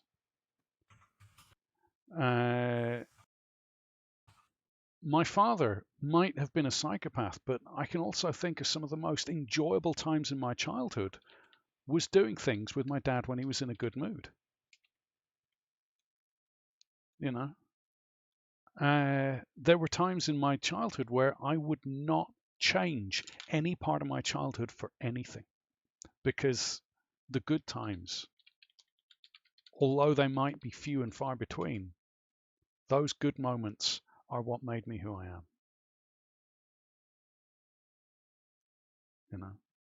It's like, Odie, you were blown up. Let's face it, you were blown up and nearly died. And we nearly didn't have you here with us today. But that moment does not define you. That is not who you are. Your experience. No, it's what's given you've realized that there's other things more important in life. And that's what drives you now. You want to live for the moment because at any moment it's gone. Yeah. And that's not a bad way to live. Let's face it. For all we know, we get reincarnated and we keep coming back and time again. For all we know, you get one shot. It's over and done. For all you know, we just rot. And it's the end. When you die, you're done. For all we know, there's a heaven, there's a hell. We don't know. So treat this life as though it is your last. Treat this life as though there's any number of possibilities that could happen. Live for the moment, but also don't treat people like dirt. Don't treat animals like dirt. Maybe the North American Indians are correct. When you die, you come to a bridge. And on that bridge is every animal you've ever had an interaction with. And those animals get to dictate whether you cross that bridge into the afterlife or whether you rot. You know, I can honestly say I get to that bridge. Most of the animals that I've ever come across are going to say, yeah, sure, come across. There's one or two cats that'll just say, no, fuck you, you're going to rot, motherfucker. But that's because they're They're bastards. cats. They're all And plotting our death. they're all Anyway. plotting Yeah, our thank you. downfall. But I love I was cats. gonna say cats are just evil. I am a cat at heart. So, you know, I'm quite happy to. That's entire goal Yeah. is world domination. Yeah. Think about it. They already had us partway there, right? We scooped their poop. Yep. Plus Egypt. Feed them. Eli We is a scoop their cat poop. first and foremost, Mhm. but we don't only scoop up cat shit, we also scoop up dog shits. Dogs are also plotting to take over mankind by using their puppy eyes and stuff. But at least cats don't lie about it. Yeah, Oh, no, because cats cats will never do purposely break that. shit. Mhm. They'll Yes, sit I there and will. watch I mean, you. They will sit there and watch you as you scoop their poop. yep. And you know what they're They will thinking? watch you They do it. will watch you, and then as soon as you get that fucker cleaned, they're gonna go in there and they're gonna take a Yep. dump or whatever. Yep. They're looking at you and they're thinking, Anubis, are you seeing this? They still worship us. We're still winning. Yeah. And you're Hey, not wrong. Bastet, don't worry. We're still fucking worshipped as gods. It's fine. They're cleaning our poop for us. Unfortunately, there is a slight sacrifice we have to do. I have no balls. Look at what they did to me. Look at what they did to me. This is why I'm going to shit in your shoe. You fucking took my testicles. I'll shit in your shoe, motherfucker.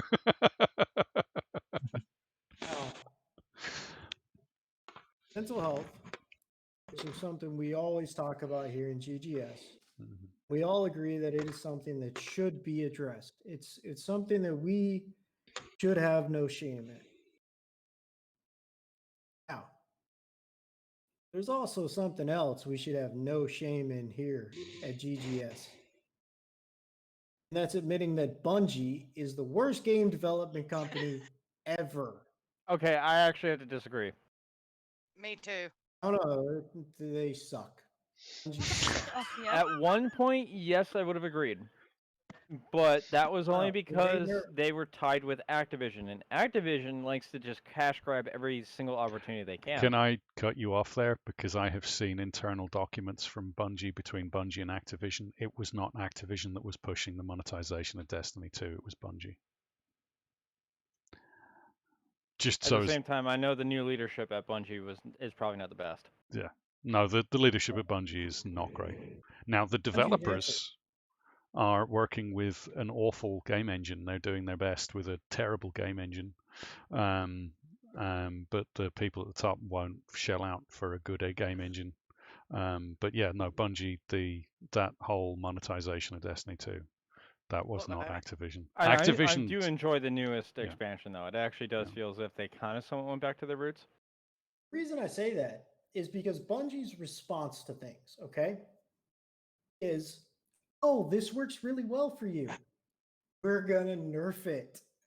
We're going to nerf it into the ground and make it absolutely useless. We're going to let these guys still have fun.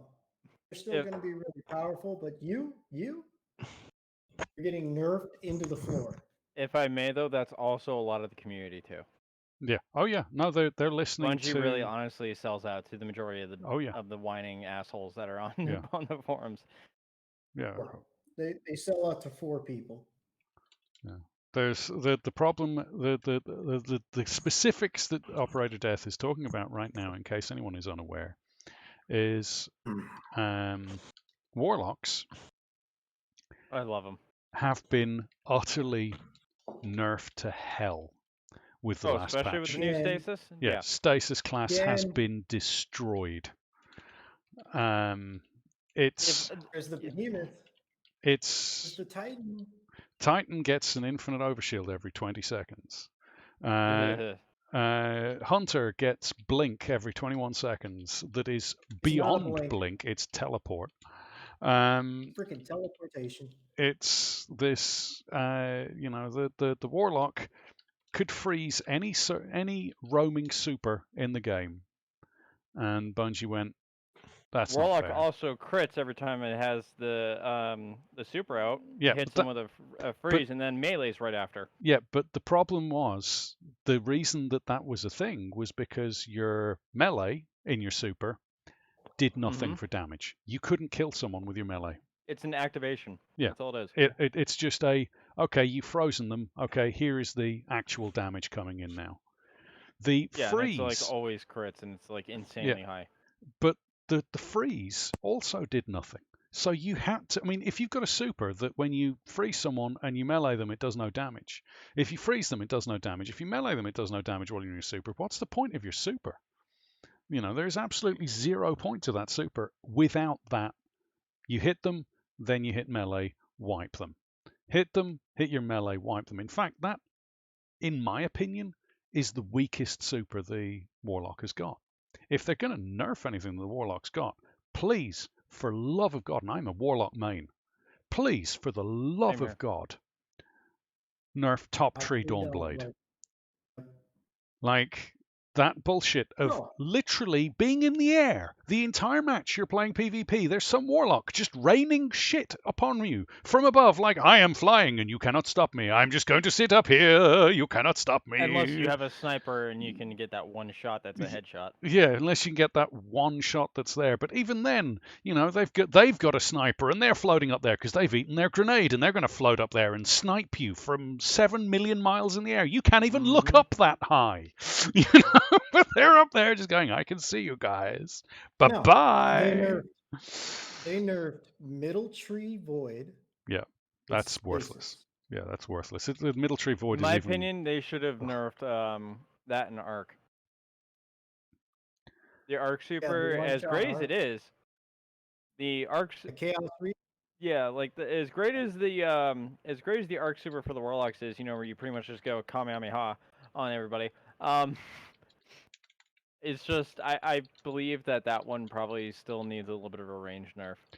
For me, I mean, Eli showed it to me one day. He showed me the power of Chaos Reach. He literally ran it in a PvP match, got a super, and just went around and you just see everybody die. Yeah, it's literally just a consistent laser beam. That's all it is. Well, the thing that gets me is I don't think they should nerf anything I think everything should just go back to the way it was. Go back to the incredibly powerful supers so that when you're running around in PvE, you've got these incredibly powerful supers. You've got these incredibly awesome things. Look at Warframe. In Destiny, it takes 5 minutes and then you get to feel like a god for half a second, right? In Warframe, you press a button and you feel like a god. You fire your gun, you feel like a god. And then you choose some difficult activity and you feel like a scared little noob that's going to get their asses handed to them, right? I mean, you're not wrong. Right? So, you know, that's fine. But what they should do is that they should split PvP and PvE so that stuff does different things in PvE to PvP. It's a simple thing to do. Warframe's done it. Their PvP and their PvE is separate, right? It's a very simple change. And that way you can balance PvP. That way, you know, the Titan's stupid overshield exotic. I've got an overshield now everywhere I go. As soon as it runs out, I just have to wait 10 seconds and now I've got an overshield. And look at this, I am resistant to damage and no one can touch me. I'm invincible, right? See, the thing with me is I don't really do PvP. I mainly just stick to PvE. I like to find all the tidbits, all the secrets, all the bugs, the whole nine. So in the aspect of PvP nerfing, it doesn't really bother me. It's when they do the nerfing for PvP when it ends up hitting PvE. Yep. Especially now with there being the announcement of the raid. Yeah. It's like you design that raid to be working without the nerfs. Now you're adding the nerfs, so now you have to nerf the raid in order for it to actually work with the nerfed classes. Yeah. Well, I mean, they opened up the raid today, and their artifact power doesn't matter. So they disabled artifact power for the raid, and interesting. Your your stasis class is almost useless in the raid unless you have all the aspects unlocked. I mean, really, it's really not that hard. Depends how much time you've got.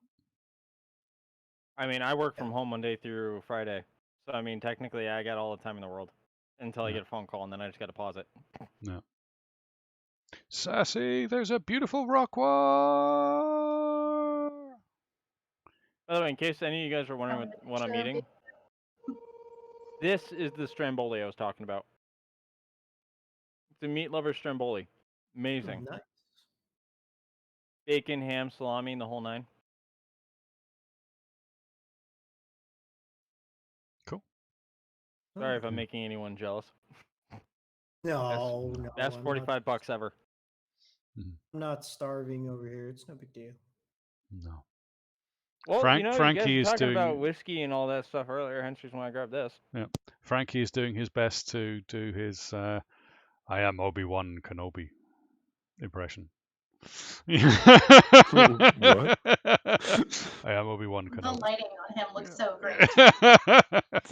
It really does. He's purposely I am Obi-Wan Kenobi. Welcome, young Padawan. I will teach you He's the like, ways. oh, there you are. Why, thank you for tuning in to the tuning into the Balacerda show. Oh, there you are, with the robe and everything. Speaking Why? of lighting, Hello. I actually had to turn on my second umbrella light. Another thing I'd like to discuss is I need a pipe. if you're bringing someone new into the game, try to teach them the basics of the game, allow them to grow as a player. When Eli and Nitty introduced me to Destiny 2, they brought me into their clan, they brought me into their fire team. Eli was like, okay, here's what I run. See if it works for you. I don't run bottom tree void, which is what he runs in PvP or PvE quite a bit because he likes the devour thing and the slow, massive damage dealing Nova Bomb that comes with it. Because let's face it, you get that Nova Bomb on somebody and it just sits there. Constantly does damage. I don't like the Devourer class, so I always run the top tree. But he showed me, hey, this is how this works. This is what I run. See if it works for you. If not, we'll figure out what works for you. This is the basics of the game. Now we're going to take you through some stuff, but I'm going to stand here and I will help you if you need me, but you're doing the work. And that's how it should be. And he didn't take me into the hardest things on the planet. He took me into a lost sector on the EDZ, which is EDZ is the easiest place on the planet to learn the game. He took me through a lost sector on the EDZ, and he's like, okay, I'll be here if you need me. And then I stupidly made the comment, oh, this game is really difficult. I'm having trouble. And he goes, oh, you're having trouble? Okay, watch. He goes through and he shows me what happens when an experienced player using the correct class can clear an entire thing by itself. He taught me the basics. He matured me as a player in a way that I understood the game. I think that we, as matured players, forget that when we bring someone new into a game, you have to remember we were noobs once. We don't know anything. You have to go back to that sense of what was I like when I didn't know anything. Plus, if you say, right, this is what you should be running, this is the armor you should have, this is the weapons you should be using, you take all the discovery and joy of the game out. You're like, exactly. Okay, so you've given me an anarchy, you've given me a gnawing hunger, and you've given me these exotics. You've taken me to get these exotics. I've got these exotics. I've got this anarchy. Why would I use anything else now? Well, this game's a bit boring, seeing as this is the only thing that will melt this boss this fast. Everything else is going to take me 5 minutes to defeat the boss. Why would I bother with anything else? It's kind of like Destiny 1 with the Galahorn. Yeah, it's like here's a Galahorn. That's all you're going to need from now on. Go fight Atheon. It's like, oh, okay. So what's Atheon? Oh, don't worry about it. Just stand here. When we tell you to fire at Atheon, fire at Atheon. They're not discovering anything. They don't learn anything from that. You're not improving the community at that point. All you're doing is you're creating someone who's going to very quickly get bored of the game. You're going to turn them off because they're going to see you doing all these weird and complex things and they have no idea what the fuck you're doing. I mean, shoot, like when I first started playing Destiny 2, I ran around with the freaking Mida Mini tool for the longest time. That was my primary weapon. That's still a good gun in my opinion. Nothing wrong with it. For a long time. And then I got my first Gnawing Hunger, and the rolls on it were trash. They were absolute trash rolls. I think it was like Grave Robber and Overwhelmed or something like that, or Overflow.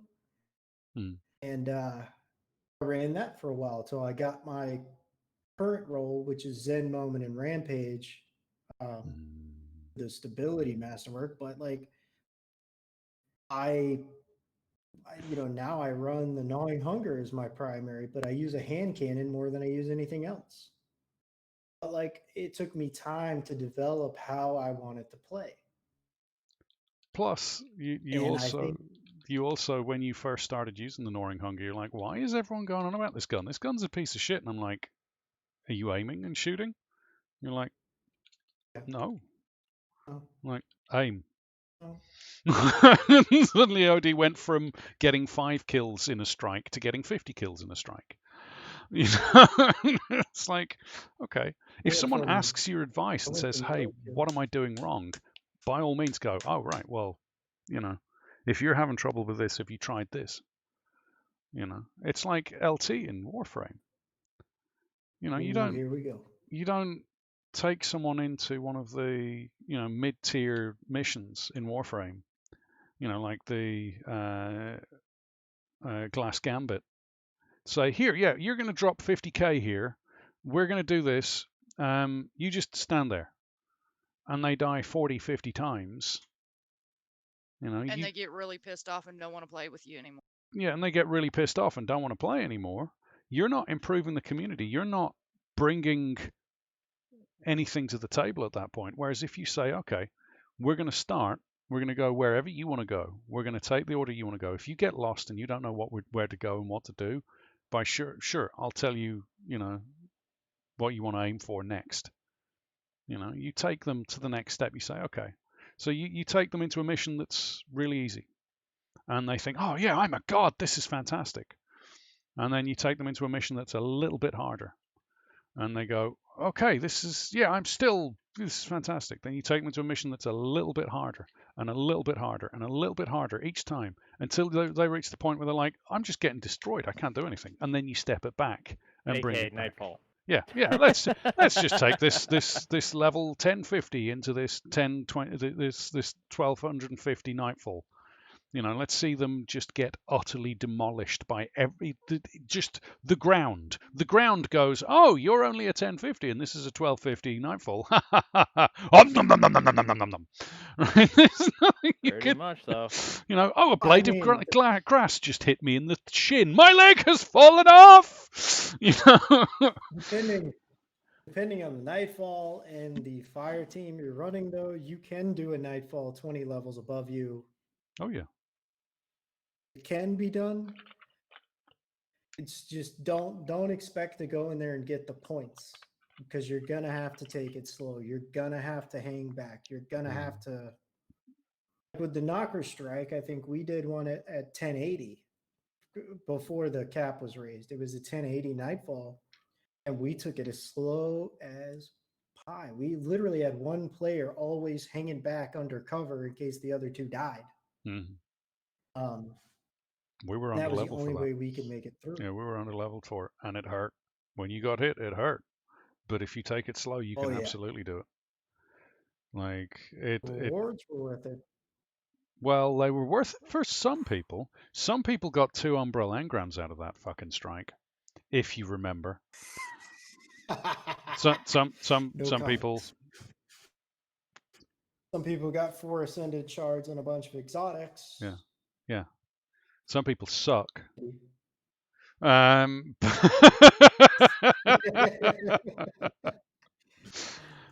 I mean, I'm not saying I'm bitter that I was sitting there with 277 kills and got 2 Umbral engrams.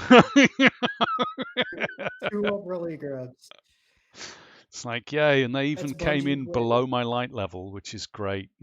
I love doing that. Going into a strike, there's a super difficult strike, and you get 2 Umbral engrams that are worthless. Thanks, game. Yeah. Yeah, everyone says it says on the thing, when it says on the rewards list that an ascended shard is guaranteed, but he didn't get an ascended shard, so obviously not guaranteed, Bungie. So you guys remember earlier how you guys were saying that I was playing the new Hyrule Warriors and everything like that. I do run everything through Streamlabs OBS, so with y'all's permission, if it's all right, if you guys would like me to put it on my screen, I'll be more than welcome to have it up. What is it? I know it is, if you think of Dynasty Warriors and Legend of Zelda Breath of the Wild, combine the two and have it be a prequel to the story and actually be canon to the story, it's actually really good. I have spent more than 20 hours on this game already, and I'm still not even at 5% of my way through the story. Right. And I got the Master Sword and everything. I'm already level 39. Okay. It's one of those you would have to see it to kind of try and get a feel for it. Right, okay. Yeah, the good thing is, I already did speak with Nintendo. On? It's all good. And it is out on Nintendo Switch. It's on the Switch, okay. Right. Yep, I got the TV dock and the whole 9. Thank God.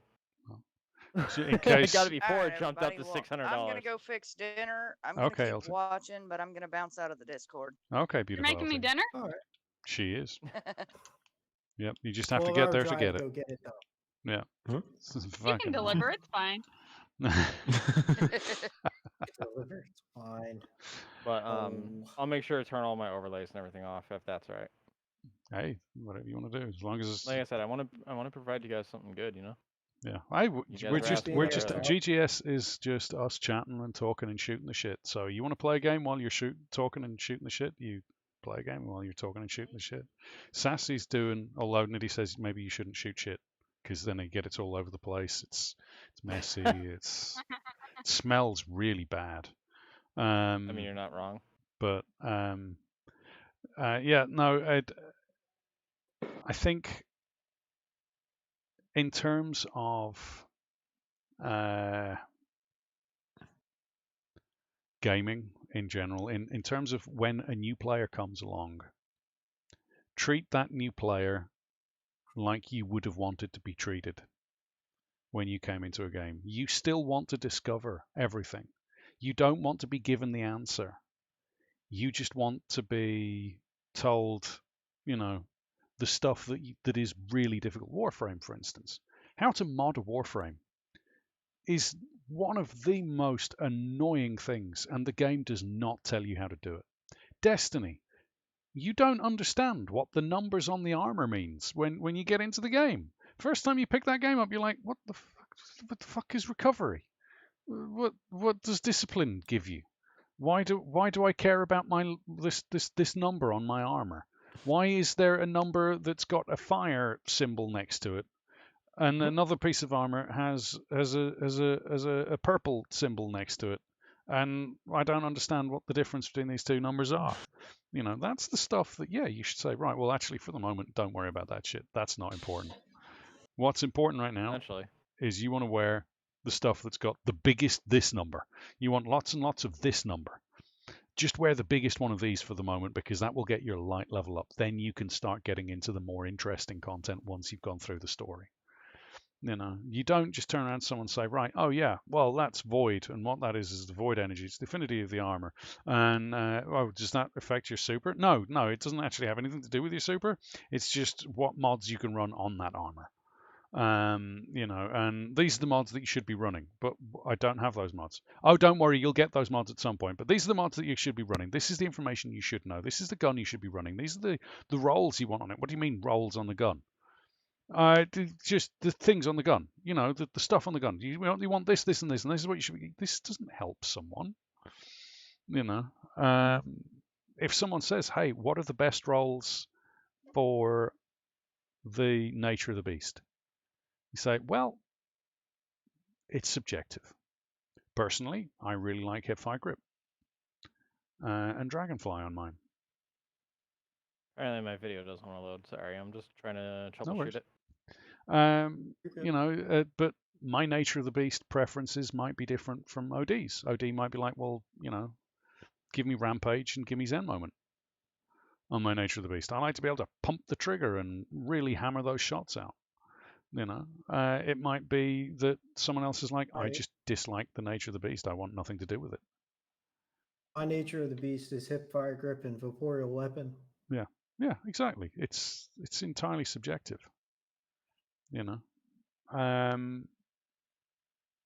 What you choose to run is down to personal preference and how you play. OD plays a different style to me. Niddy plays a completely different way to me. Niddy is a support character through and through. Oh man, she's always the one that's there. If you go down, she's like, "I got you. Don't worry." She throws the shield up. She's boom. The other thing with Niddy is for some reason, have you noticed every time she throws the shield up and revives you, you always revive in front of the shield. Of the shield. It didn't used to be. They're shooting you. That's why she throws the shield up. But then when she revives you, you're right back in the line of fire. So you got to jump backwards really fast. Yeah. No, that didn't used to be. I think that's a new thing. You get revived ahead of where your orb is now for some reason, which has meant that I've had to start turning around and putting my back to the enemy and reviving people so that I'm taking the shots that the person being revived can then move on, and it's a lot more difficult and a lot more annoying than it used to be. I think that is a bug, but you are definitely spawning in when you're picked up. You're spawning in front of where your orb is, as opposed to where your orb is. But yeah, that's another issue. Niddy plays the support character perfectly. Yeah, she's a support titan. You're more right in their face, like, "Hey, you want to punch me, Knight? Let's go. I can punch harder than you." Right, Niddy's going to back out because her eyes are getting sore. She's going to go for a lie down for a moment. Yeah, we're at we're at just over 3.5 hours. So. Yeah.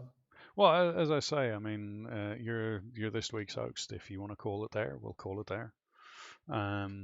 I don't know, unless before we carry on, I would very much like to ask Night Owl and Dragonfly and Lady Death and Sassy and Balicera and DJ and anyone else in chat, if there's some subject you guys have on mind, and OD, that you guys have on mind that you want to talk about. Sassy, is there something that's been really getting to you this week? Is there some news article?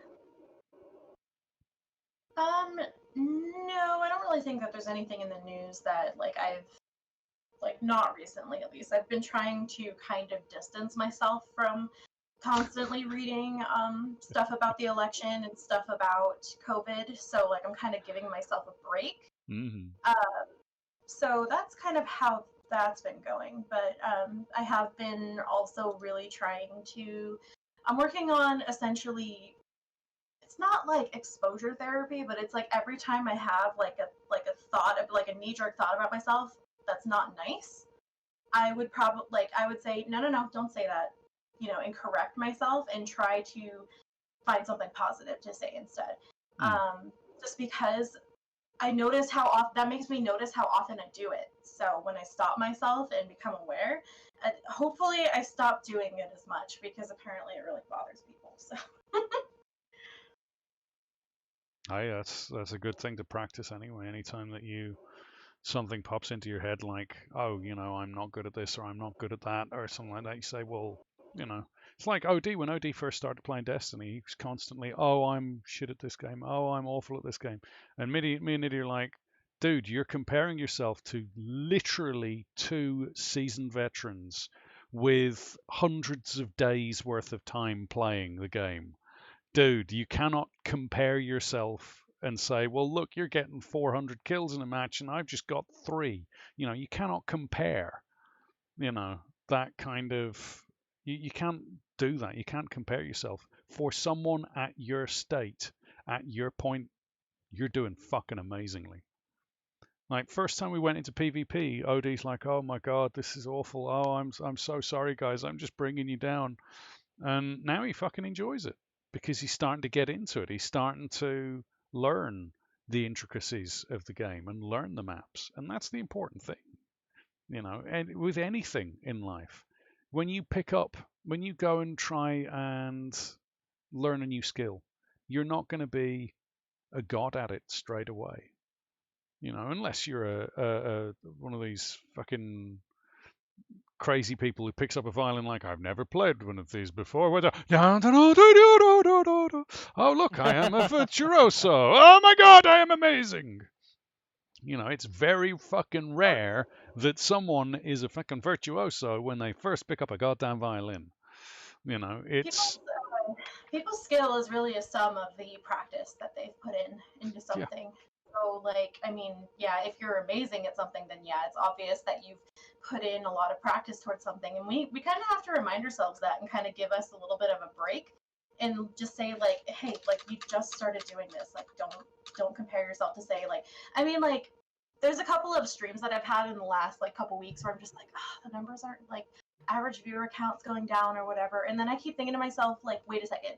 I'm looking at my own stream and I'm looking at Wizard of Time, who's on another fucking just plane of existence in terms of streaming. And I'm trying to remind myself that this is kind of an irrelevant comparison.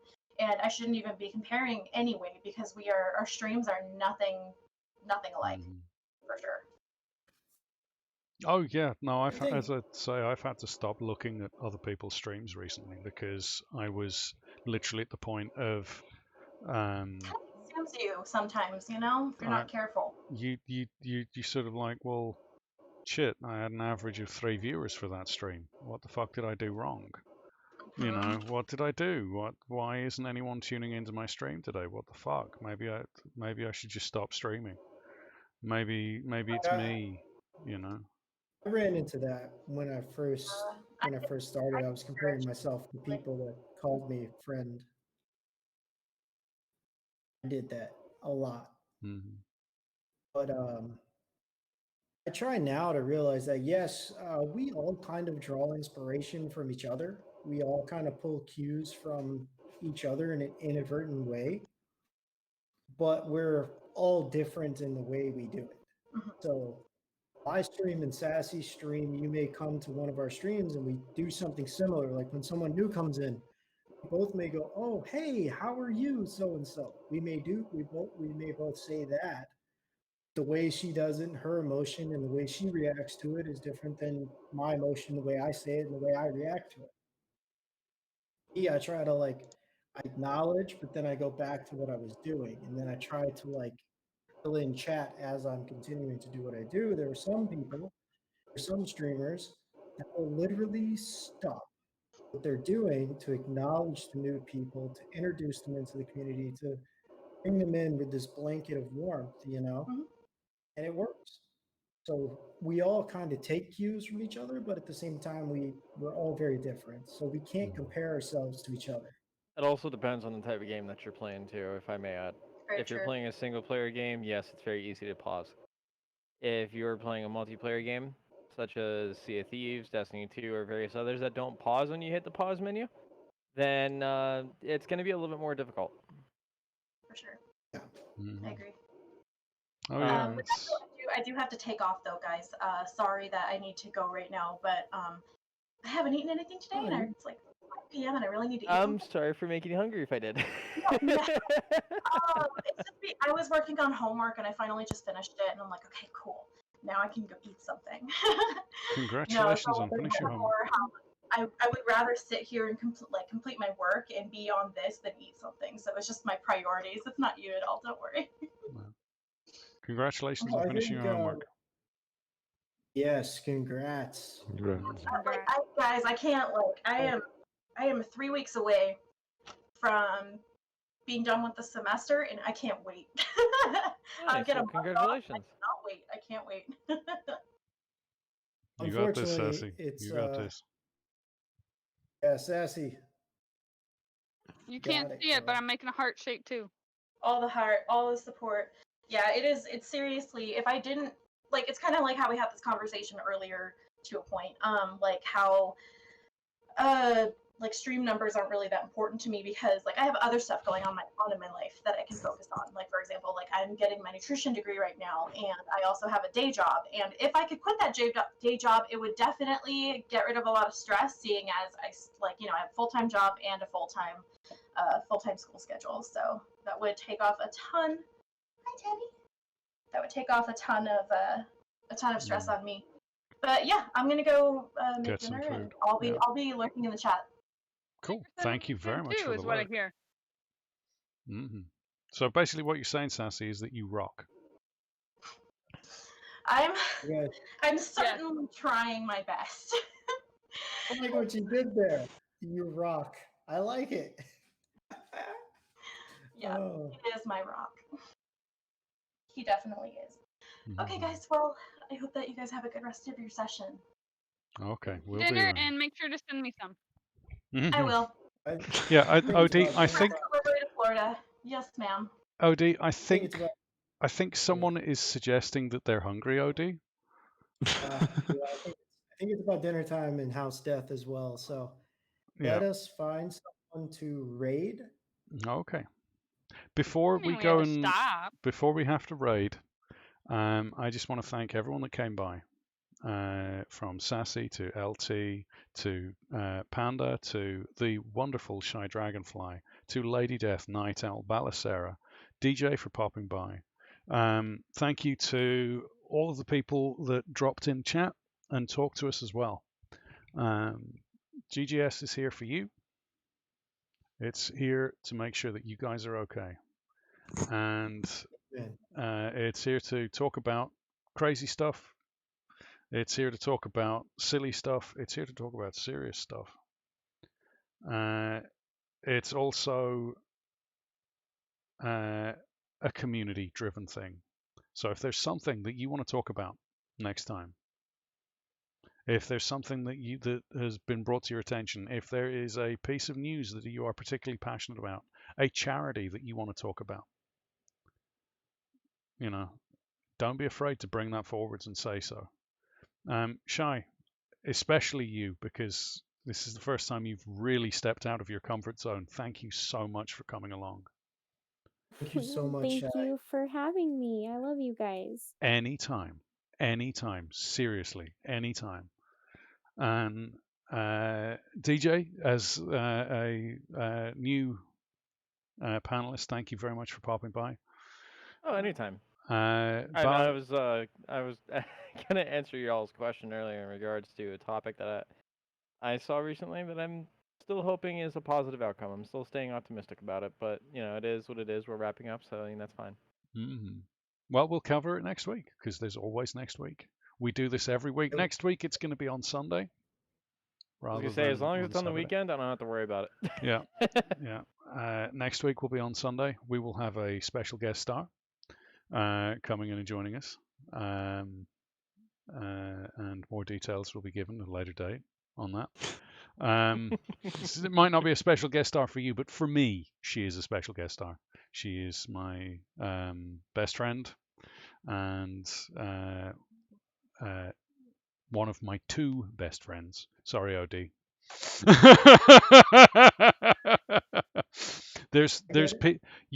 I will walk through the fires of hell for my family, but there's two people that I will go to jail for, and Niddy and this so person nice that's to say coming about along. Me.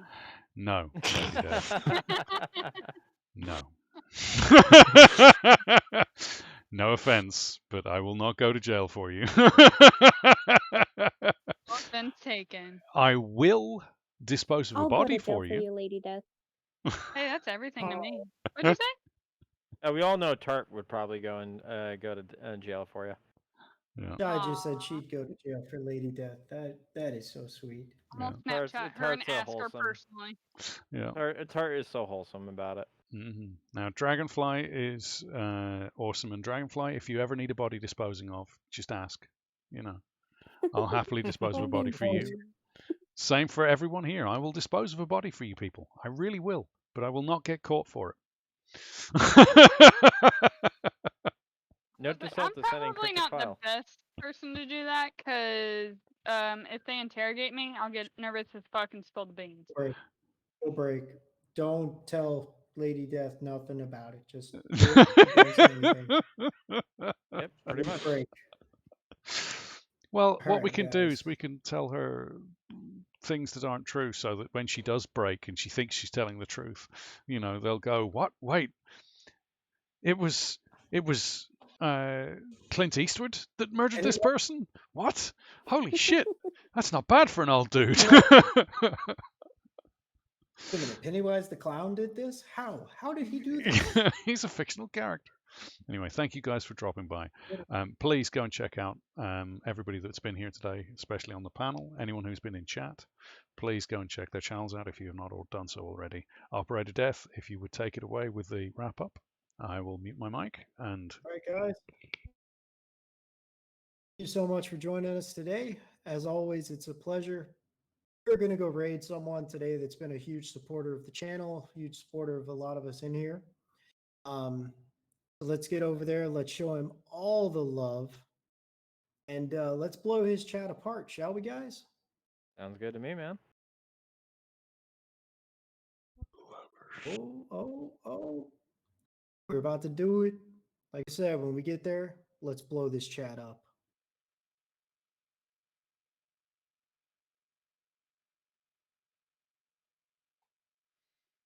okay, now I'm going to finish up the recording for YouTube. Thank you, everyone, for dropping by.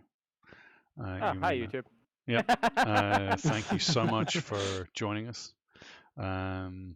If you're watching this and you have a subject that you would like us to cover, please feel free to drop a link or a question in chat in the comment section below. Please go and check out all of the amazing people that were here today, and I've unfortunately got the list of people on the other side of the room from where I am. Please go and check out Divine Panda _E. Check out Balasera. Check out Operator Death. Thank you so much for hosting today, Operator Death. Check out Primate Gaming Games, Sassy Harmonics, LTS Games Gaming, Night Owl